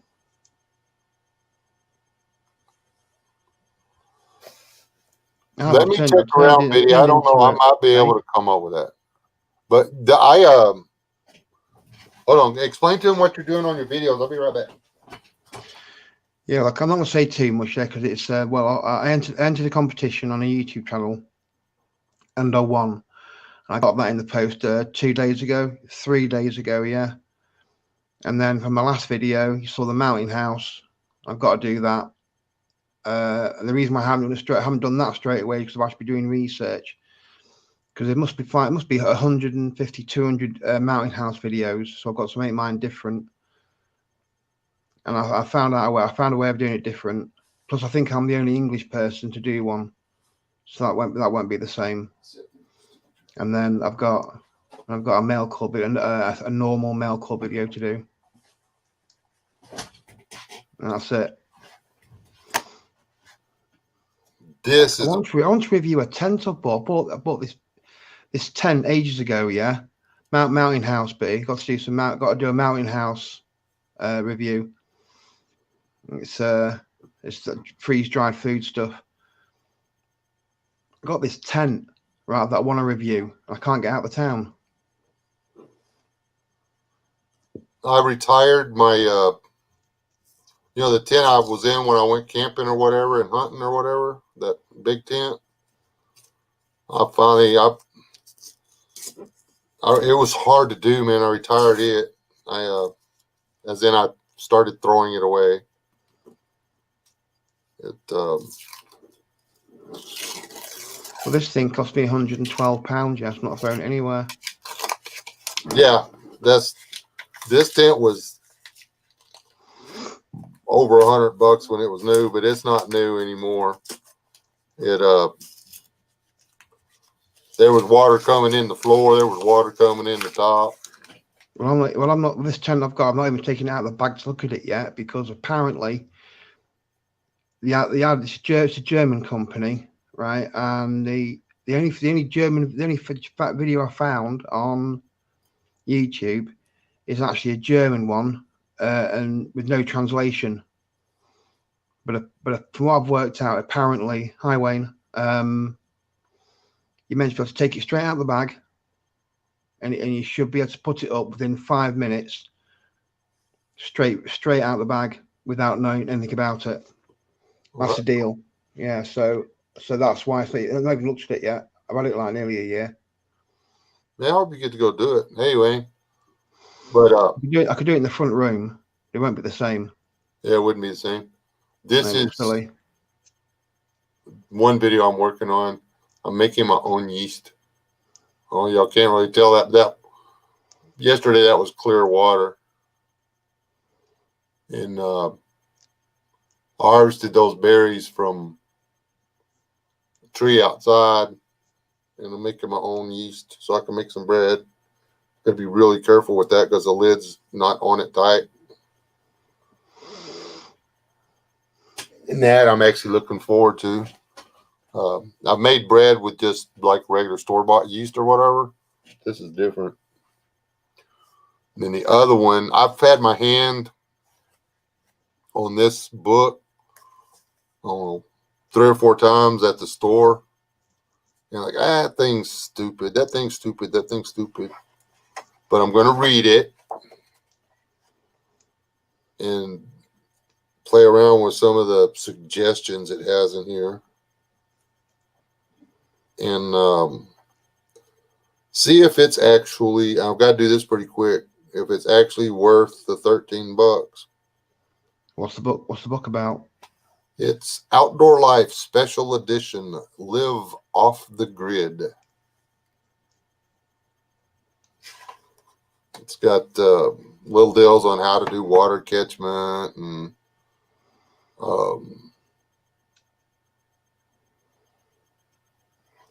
medicinal plants, don't die of diarrhea,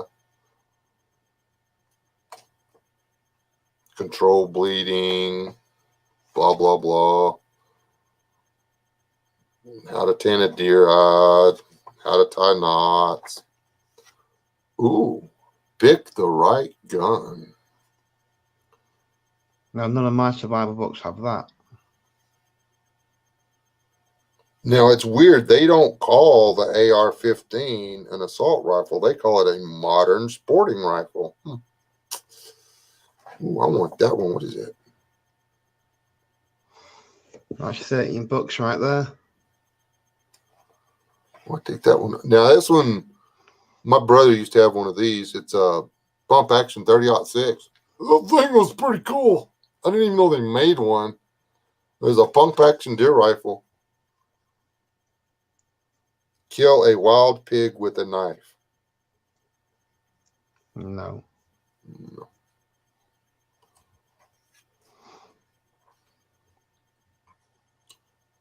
Build your own crossbow.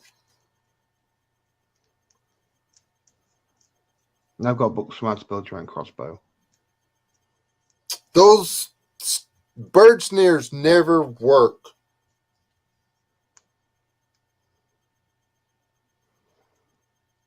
Since when, Wayne? Until my mum found out that Easy Rider just didn't have motorbikes in it. I used to get that, and it was all in inches. But that was a very long time ago.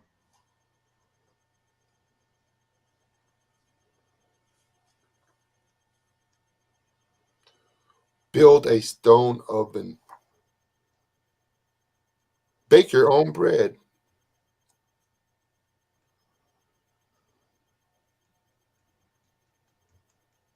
Recycle bunny berries.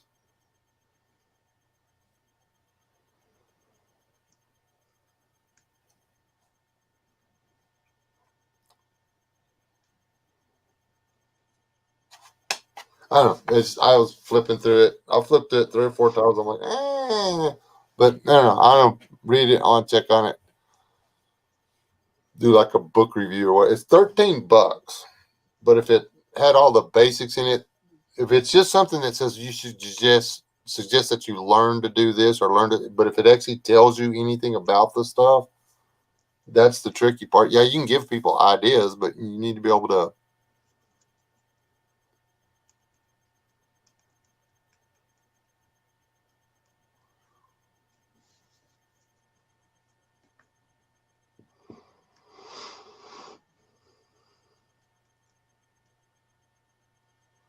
I've tried to build a crossbow 2 or 3 times. I never was happy with the way they came out.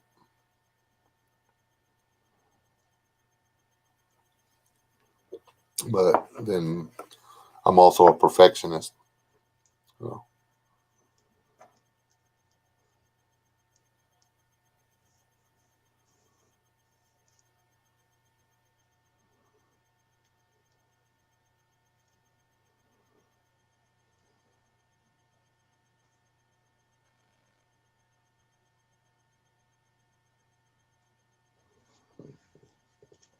Mountain House food. So what are you up to, Wayne? Besides talking about sexually assaulted rapes or apes.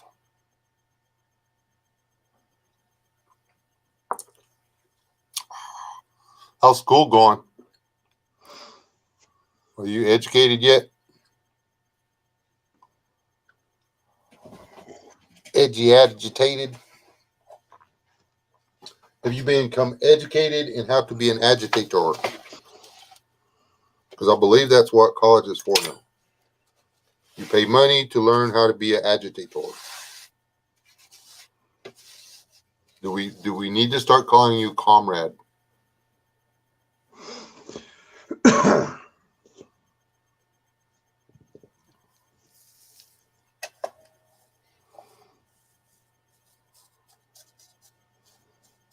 Did I mention that Rob is throwing darts?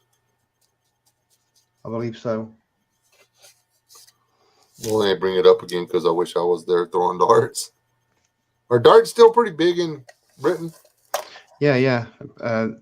They hold the UK champions and sometimes world champions in my town. So I was trying to watch the World Championship, but the only place I can find it on here is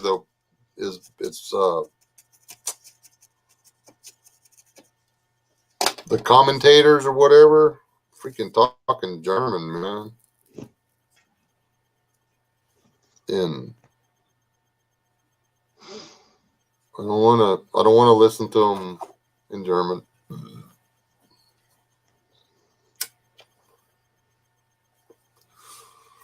it's not happening in Germany. Why do I want to listen to it in German?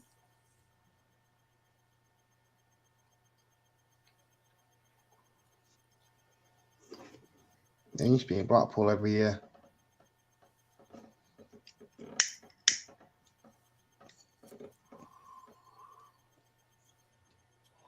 I regret. Well, I say I regret, but I really do. I wish I hadn't never stopped throwing darts. I wasn't never going to be a champion at it, but I really did enjoy it. There's a lot of pretty good people involved in the dart world. There's some jerkwads too, but you get that everywhere.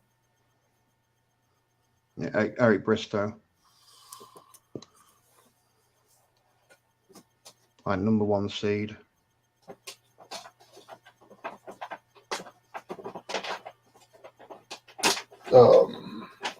I'm more of a quad man. I like quads. I like Can-Am. The absolute beasts. I don't know. Can-Ams, I guess, technically are a motorcycle, but what's that thing they got out now that's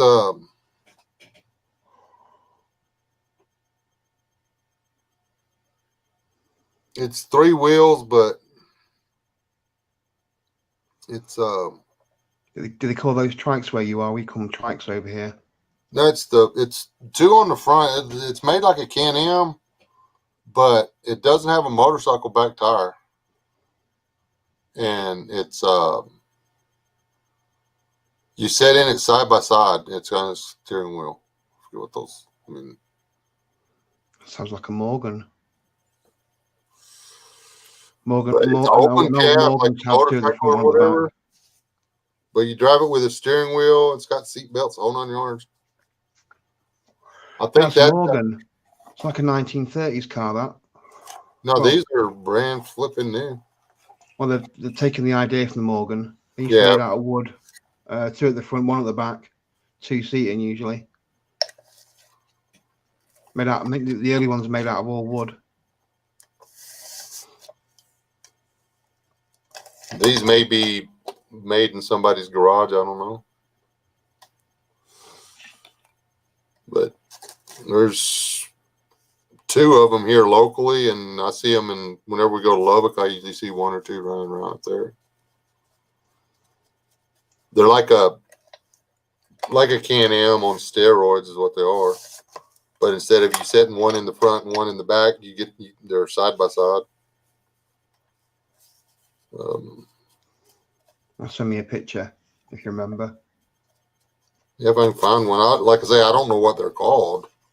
If I weather warms back up, that mature couple will probably be back out on theirs. That's the only people I see driving them. I think they're basically a way for the guys that can't do the motorcycle thing anymore to still get out and do the motorcycle thing. So like a beefed up mobility scooter. So I've never had I've ridden a Kawasaki 900 or KZ 900 and KZ 1100 and I drove a 350 Kawasaki for a while. Rode a 350 Kawasaki for a while. But mostly Hondas and Suzukis for me.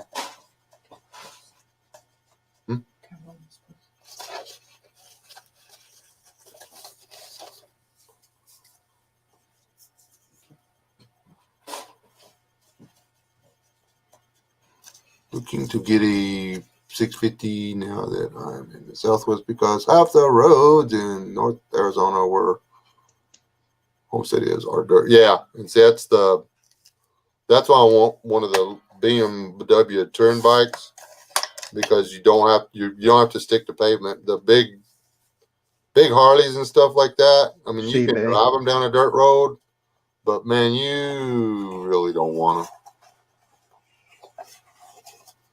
Biddy's calling it a night, which means she's going to wait for me to get off of here so she can go live herself. I know what she means. That's what she means. That's what she's planning on doing. I don't know how much longer I'm going to stay on there either. I've been on 2 hours. This is just supposed to be a random, we're all doomed live stream. What do you think about the politics here in the U.S., Abe? Give us a rundown real quick. Well, I think it's a bit of a fix myself.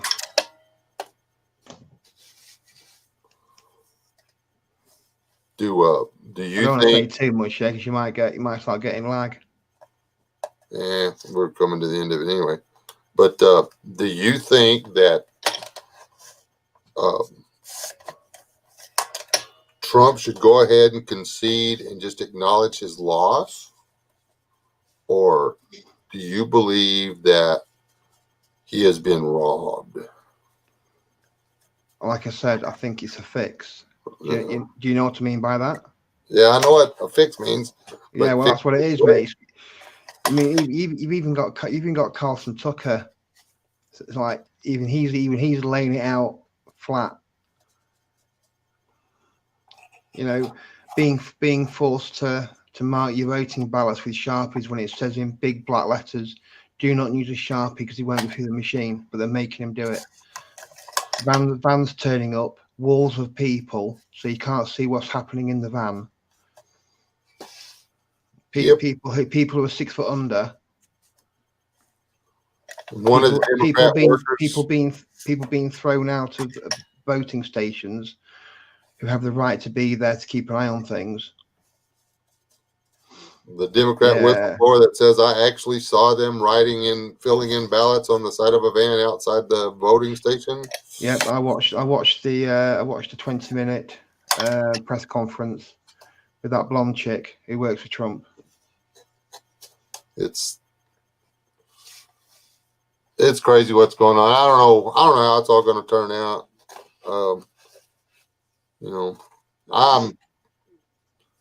I hate even the notion that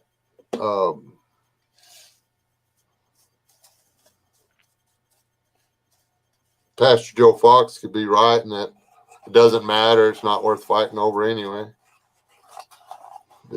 I watched that video earlier on today. Yeah. I don't believe that. I don't think anybody will go frog on it. I think everybody will just sit in their bunker and let it happen. Everybody, everybody. Loads of people, Wes, are saying over it. It's got nothing to do with them, and it doesn't matter. Right. Well, I beg to differ. Whatever happens in America spreads globally, whether it's quickly or slowly, it'll spread globally. I was watching Sky News Australia on it and stuff, but the last report they made on it was like a complete flip from the way they had been reporting it.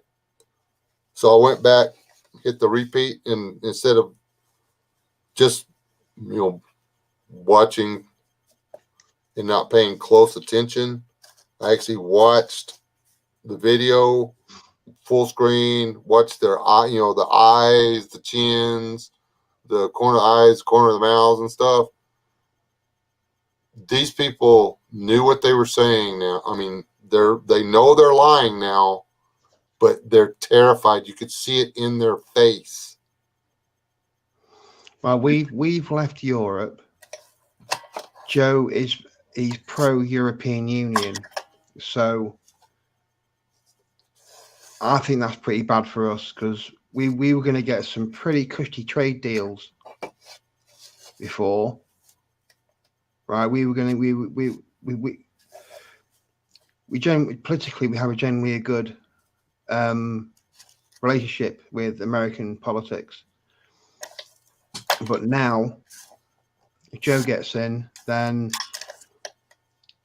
I don't think we're going to get those handy trade deals that we were going to get before, and Europe is going to screw us over. Yeah, they don't like people leaving Even the European Union makes them look bad.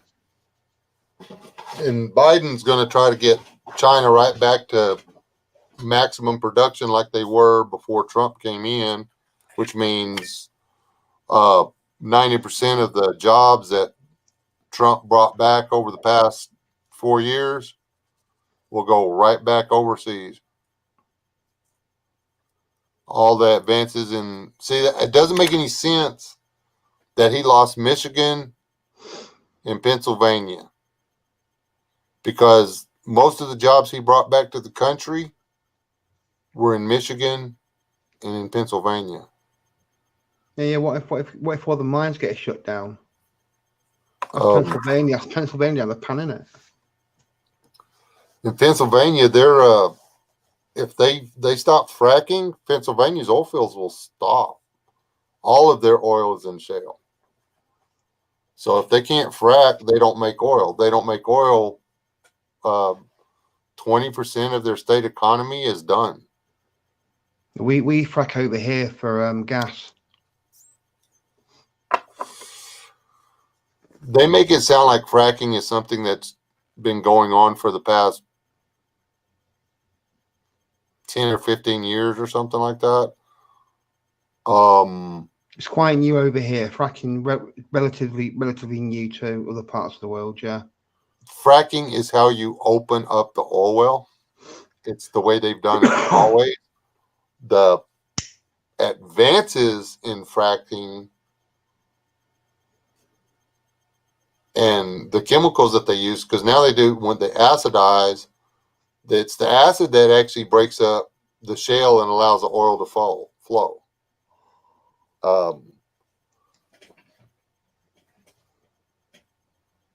And I think they need to, personally, I think they need to do a little bit more research on the effects of the long-term effects of the acid, because that acid doesn't ever stop eating the ground. So once they've injected that acid, it's going to keep eating the shale, keep making the oil and the gas and stuff. In theory, it just takes it from one kind of rock to another kind of rock. But I don't know. It scares me some, but I know that we can't do without it. If they want clean energy, they need to start building nuclear power plants. Wind is not clean energy. Solar is not clean energy. The carbon You've got to mine the stuff to make solar, solar. insane. The freaking things are made out. For starters, well, we need solar. You do realize that you can't make solar panels without petroleum distillates, right?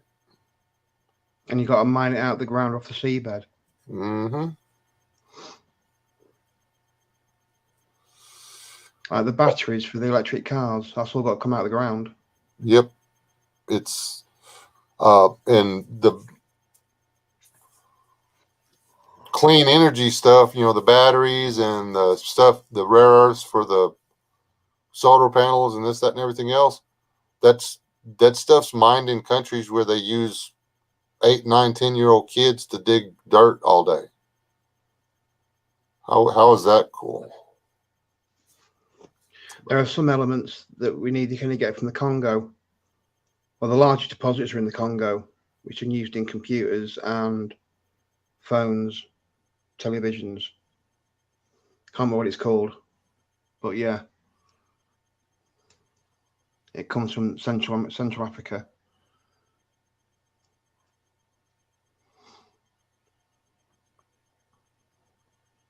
Yeah, I think they need to just do a return to the polls, and then screw the mail-in ballots.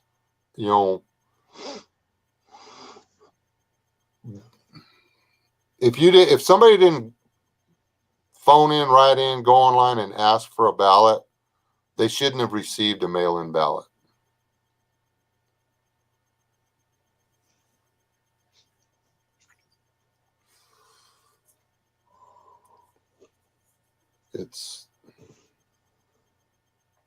It's annoying. Yeah. I personally am going to keep buying groceries way more groceries than I intend on eating every week. I am going to finish building my bug out trailer. I am going to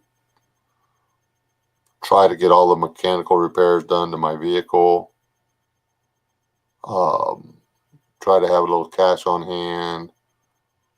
And that's it. Try to make some friends. That's the hardest bit. Yeah, if Biden actually gets it. Yeah, that's the stuff. That's the stuff what Wayne said. Australia is going to be, Taiwan. They'll invade Taiwan. And it's not so easy to invade Taiwan. It's quite a rocky, mountainous region with only a few flat bits. They still want it back. We're not going to stop them if Biden's got it. Oh, of course not. I mean, and without us, Taiwan's got nobody. Is Great Britain going to run over and say, no? Is Australia going to run over there and say, no? Australia, how many active military does Australia have? I don't Like know. 20 or 30,000, something like that. They don't have hardly any army. Ours changes all the time. How many active military in the U.S. right now, Wayne?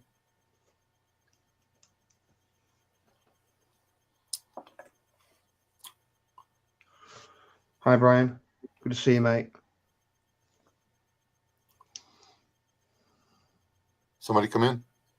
Yeah, Brian's in. Brian Morlock. Hey, Brian hadn't been in one of my live streams in forever. He's just here to see you. What's up, Brian? Why are you letting that guy mess up that pickup?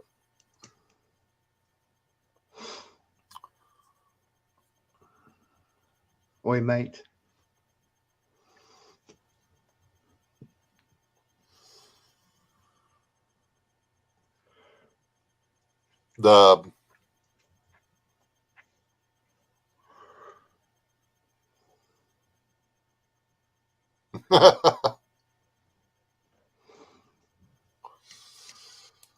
And did you mean what's a coyote engine or whatever? Dude, you don't take a Ford engine out of a Ford and put something else in there. That's like these guys used to around here. They used to get the old Fords and then they'd put 350s or whatever in them. They'd stick a Chevrolet engine, a Corvette or something like that, and you're just like, why?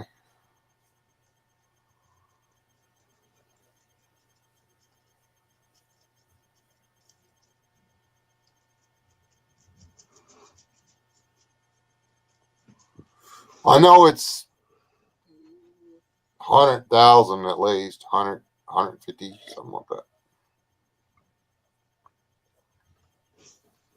Was China got about 1 million? Something like that. Yeah, I think it's about 1 million. Probably more. But anyway, we've got the largest next to China. We have the largest standing army in the world, and then China and then Russia. Navy. That means full-time military personnel. We've got I guess y'all would call them professional soldiers or whatever, which most of our full-time they're not professional soldiers. Professional soldiers are lifers. They're people that, they've been in there for 15, 20 years. They don't plan on going anywhere. That's 500,000. Wow.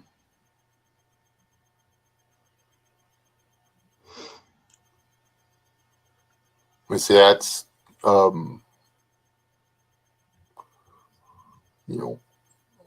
literally, I don't know, but I heard it the other day and I was just like, wow, that's a little bitty army. Australia doesn't have much army. Is it Sweden? Isn't it Sweden? They've got a real army over there because every citizen of that country is trained to use a automatic rifle in defense of 2 themselves. million gun owners in Switzerland. Yeah, Switzerland. 2 million. They've got community bunkers. They've got runways inside mountains. I watched an hour documentary on it. That's just what they're telling us.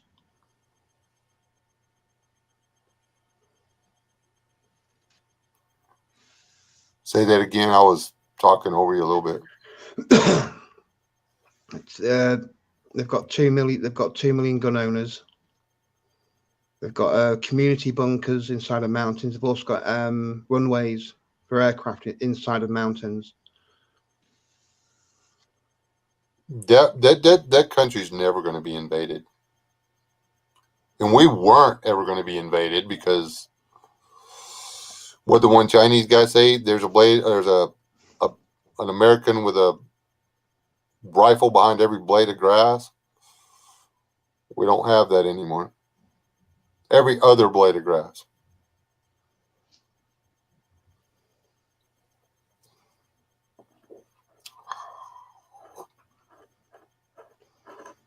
How many new gun owners has America got now since April? A few million, I reckon.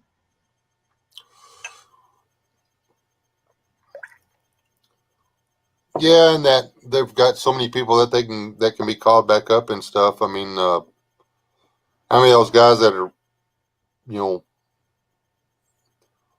guys been out for 4, 5, 6 years.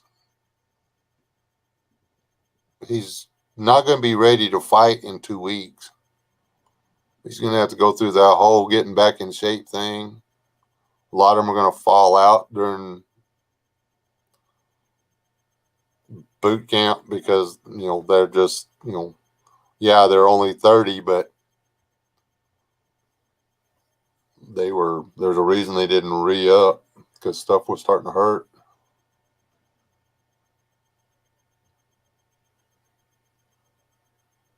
I don't know. I don't want America to fall, but I don't know if there's any way to stop it. That's the thing right there is I just don't know. I'm not sure that the constitutional republic that is the United States of America is still there.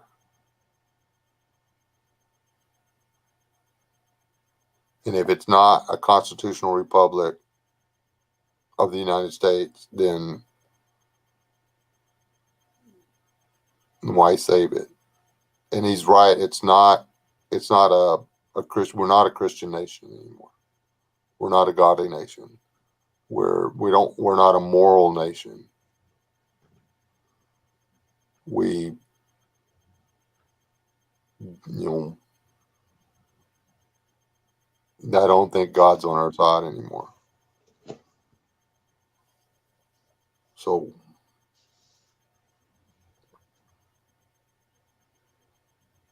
it's all looking awfully biblical. That's all I'm saying.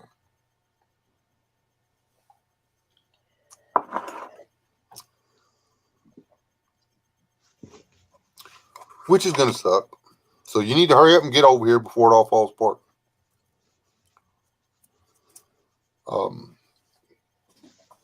What you need to do is just get over here, and then if they try to tell you got to leave, say, no, I'm Chinese. I don't want to go back. Tell them we're politically oppressed in Great Britain, and that you're seeking asylum. Yeah, I could do that. I get I've had over the years I've had a bit of hassle for being pro-American.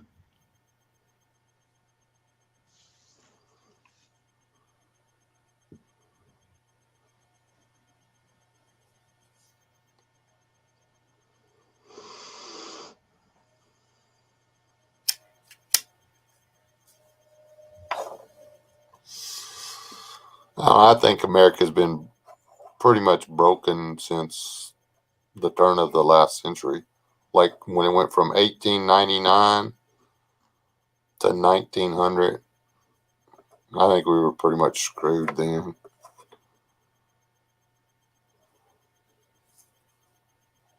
We've literally, I mean, we've been on a downhill slide ever since, and I think that was the reason for World War One and World War Two was to kill off all the good guys, all the good ones. You know, that sounds messed up, but I mean, the best of the best always wind up out at the front of the line because they're leading everybody else into it, and then they wind up dead.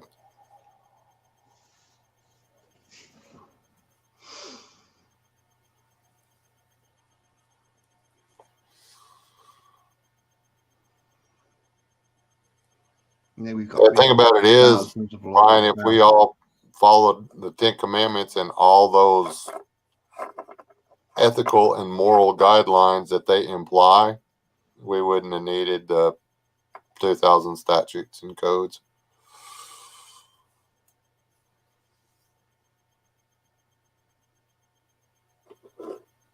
They're very basic basis of what was against the law and what was legal in the early United States was all straight out of the Bible.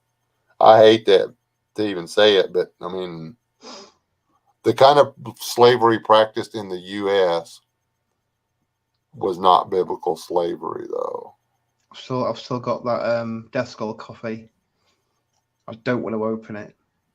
It's so cool.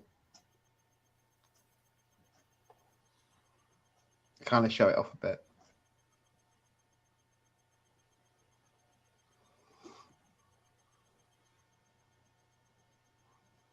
Your neighbor's dog's trying to make eye contact with you while he's taking a poop. That would be awkward, Rachel.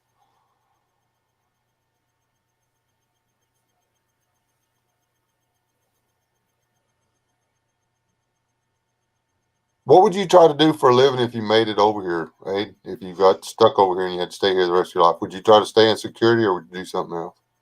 If I'm allowed a firearm, then yeah, security. I'm not doing security without a gun. No way. Being a night manager at a hotel sounds good, and because I'm not stuck in a city and I'm out in the countryside, I can actually make stuff and sell it.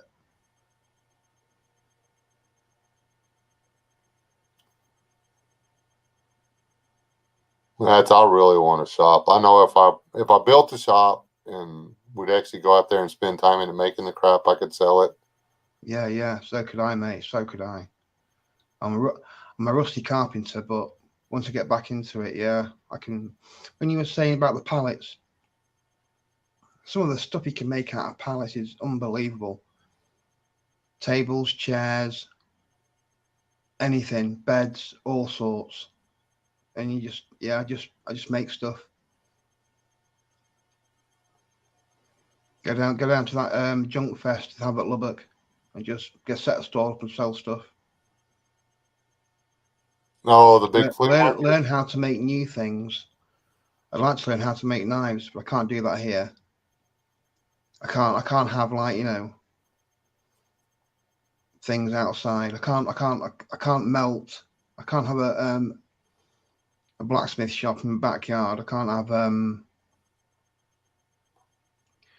I couldn't make a melting pot so I could melt down aluminium cans into ingots and then sell them to the scrap merchant.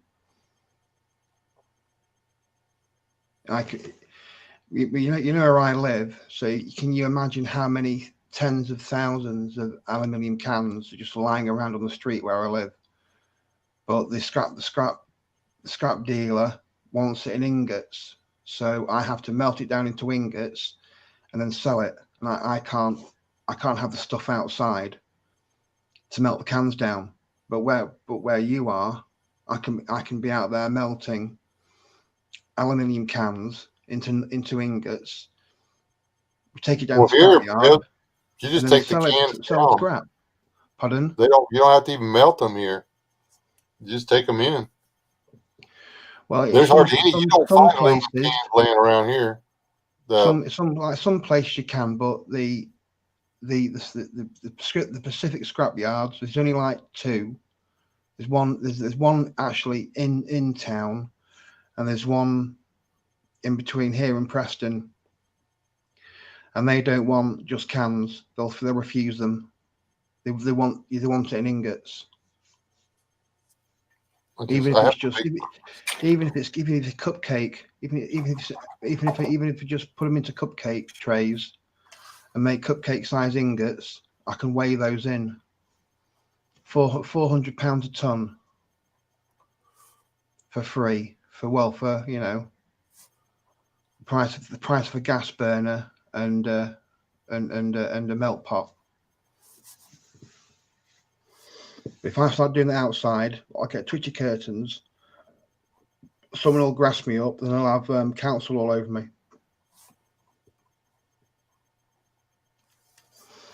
Sorry, you said ingots, and I just remembered that 10 miles that away is a place that recycles downhole cable, and I might not be able to get it from the owner, but I should be able to buy some lead from one of those guys running the forklift. It's just where I live because they're fussy. It stops everyone from doing it because they'd have to do it themselves and they can't be bothered. Yeah. Well, could you find somebody that was set up to do the ingots, and could you just collect them and take them to them? Would they buy them off of you? At a reduced rate or something, maybe? I don't know anyone like that. Oh. Everyone I know, my best friend, he lives in my town, and the people who I have acquaintances with, they also live in my town, so I couldn't do it in their backyard because it's still have council all over here. That's messed up. There's a place here. You never know it's running, man. They burn insulation off a wire all day, every day. See, that's air pollution. I get a fine for that. They have scrubber towers. They don't even make smoke, man. You don't even know they're running. They catch all of the ash, and then they sell the ash to cement factory. So I mean, they literally sell everything that comes out of that place has a cash value. I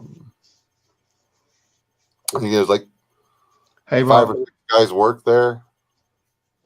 Look at this guy. He must have just got home. I'm playing arrows.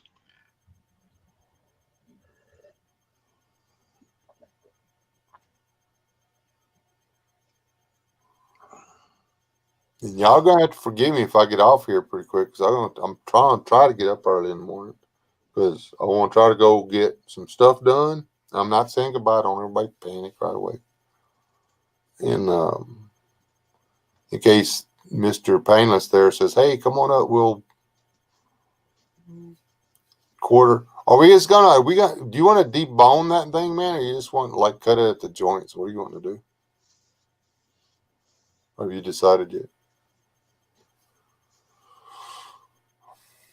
He's got how much you say that thing weighed? The big one's 180 pounds. Just a lot of meat.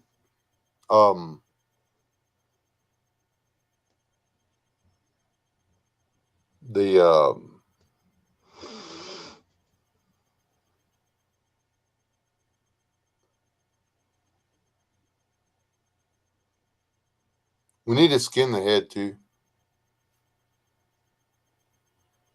which is like a lot of work. There's like a lot of meat on a pig's face.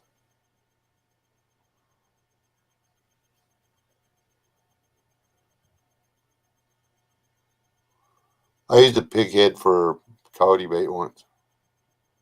Worked pretty good. Till the buzzards found it.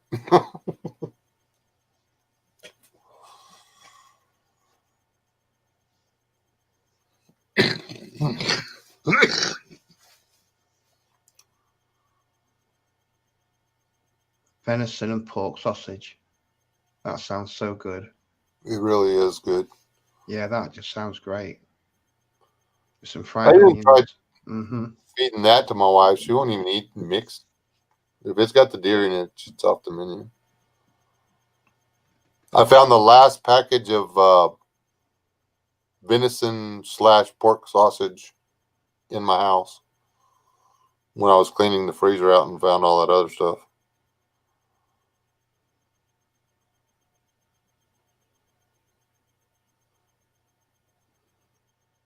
Any one good thing for geese that don't lay eggs? Freezer space.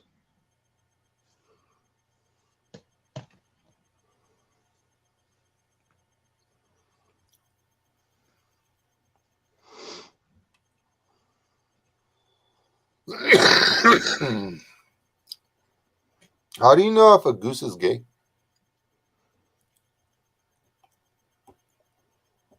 Are they happy?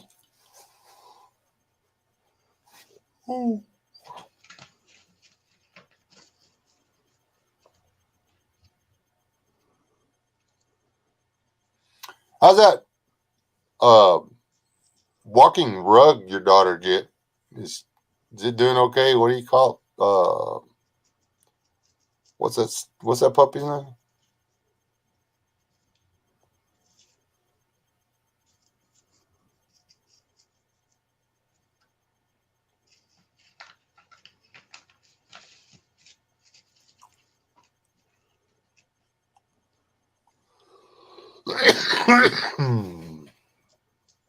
I had to drive around a flock of geese at the park the other day.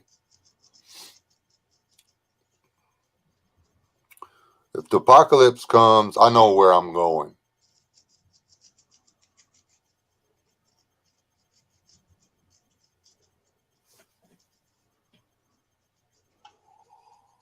Rob and me are doing the same thing. We've decided to grow out instead of up.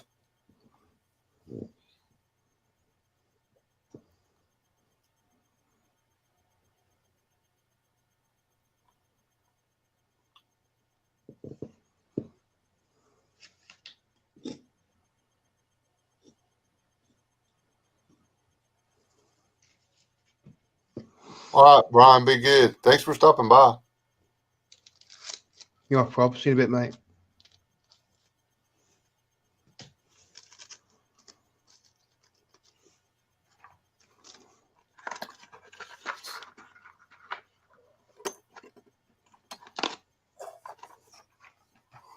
Oh man, now I can't stop yawning.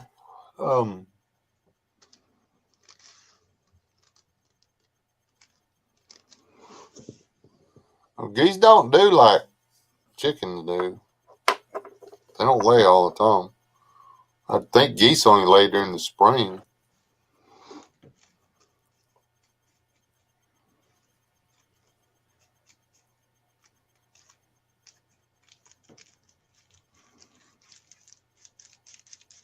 Oh, ducks will lay a lot. The those white ones or whatever, they lay pretty good. And the eggs are still good for bacon and stuff. Not bacon like pig bacon, but like baking.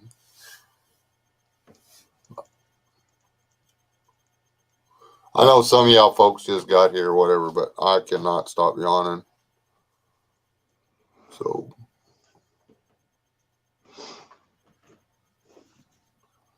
well, how old are they?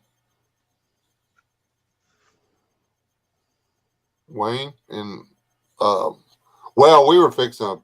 Well, I say we. Wesley was fixing to start butchering chickens if we didn't get eggs, and now they're pooping 2 a day in the wintertime. So That's good. I believe I will have me a homegrown omelet tomorrow for breakfast.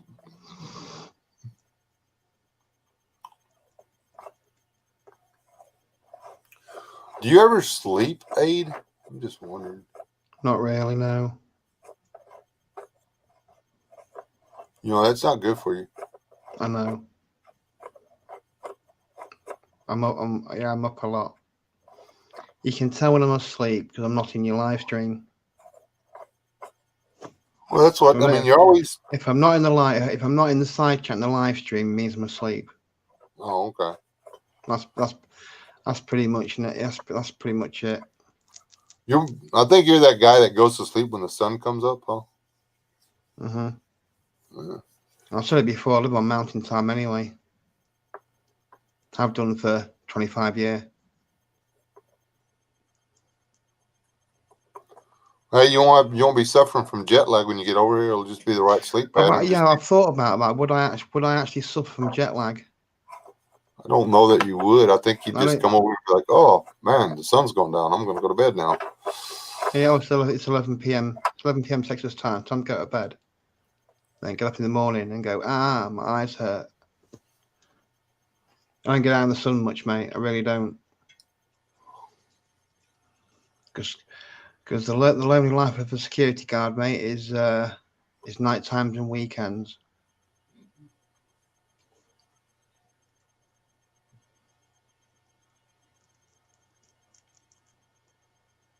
Huh. When I'm doing pubs and clubs, don't start till 9. Well, nightclubs open about 9:30, 10. So I go onto a pub door about maybe 7, and then by the time I do top up at the club, it's 10 o'clock. So it's getting dark, and then I'm finishing about 5, 6 in the morning. Most nightclubs now shut at 4, 5, and 6.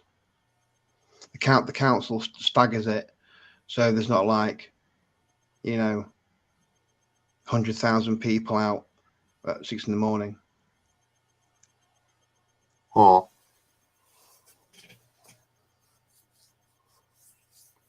They have 1 o'clock and 2 o'clock here. That's it. Boom. They're 2 closed. o'clock. Well, that's all that was like for us. That was 10 years ago. Yeah, 10 years ago. About the same time they stopped smoking in pubs. They banned smoking in pubs. And then all nightclubs closed at 2. A couple of places shut at 3. There's a jazz club that used to shut at 3. I don't know how they got the license, but they did. And then licensing laws got relaxed, and they all shut at 3, 4, 4, 5, and 6. And usually there's a couple of shut at 3 still, but it's 4, 5, and 6. And the ones I work at normally finish about 5. Well, here they have last call at 1:45, and that's in the bigger towns. The smaller places like here, like here in Snyder, I think it's 12. It's midnight during the week, Wow. and then Friday and Saturday, it's 1, and that's it. That's all you get. Right, that's what that's over here. That's what we call a fun pub, and sports bars. They close at 1. Yeah, because most normal pubs shut at 12. The fun pubs shut at 1. Sports bar shut at 1.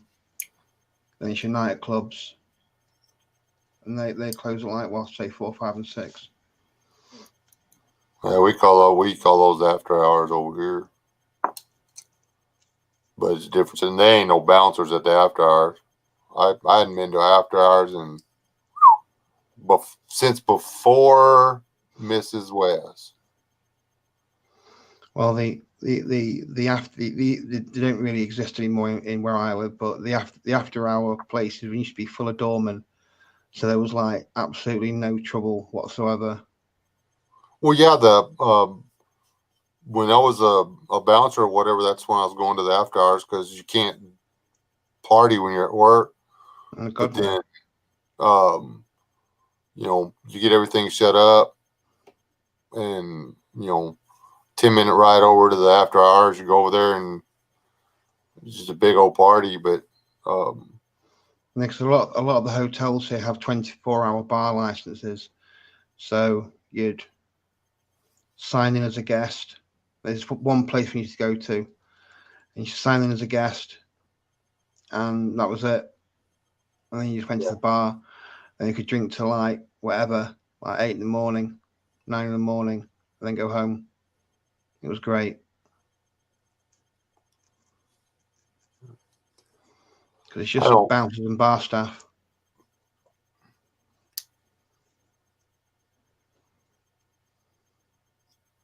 Last call's when you say it is, yeah. I was like, here, last call was 15 minutes ago. Had my 2 bourbons and I'm ready for bed.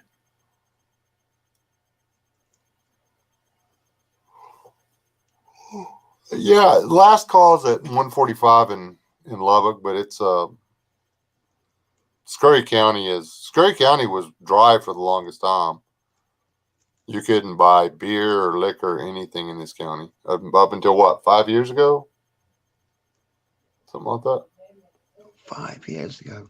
5 or 6 years ago. I mean, the closest liquor store was 25 minutes away.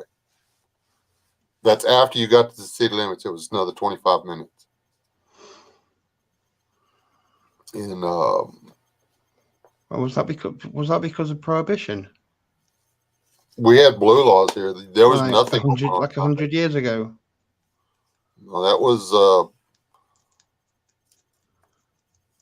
was Scurry County, Texas, up until, yeah, you're right. It's been about 8 years, I guess.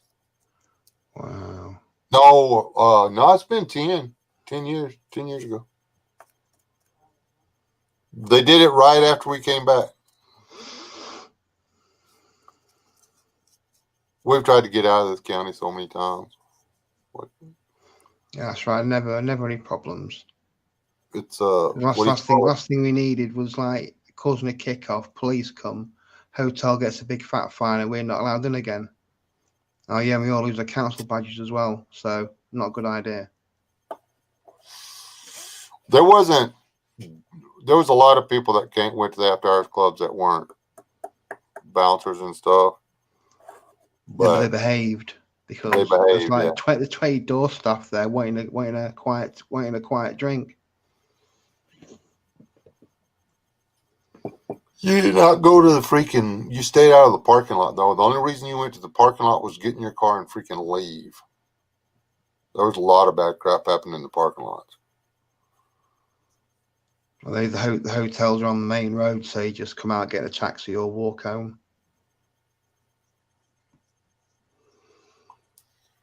Our fast food places shut at 6, 7 o'clock in the morning. And like independent takeouts.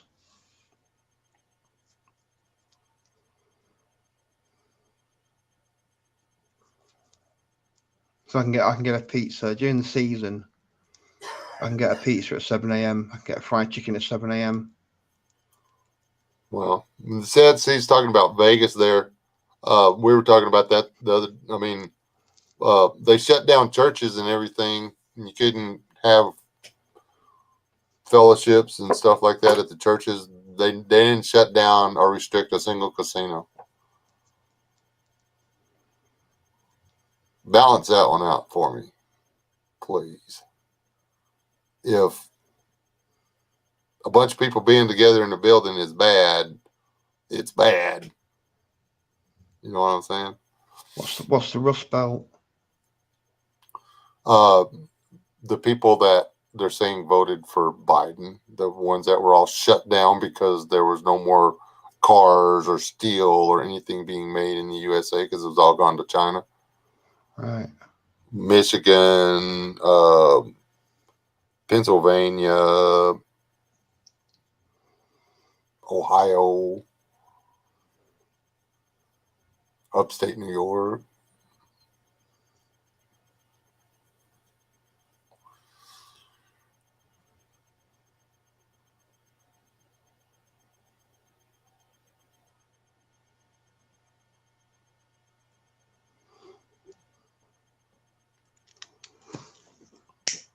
Yeah, but anyway, hey, you got anything you want to tell these people? Because I'm getting out of here. I've got to go to bed. Hi, Robert M. Yeah, just buy food, buy ammo, look after yourselves, yeah, and don't get poorly.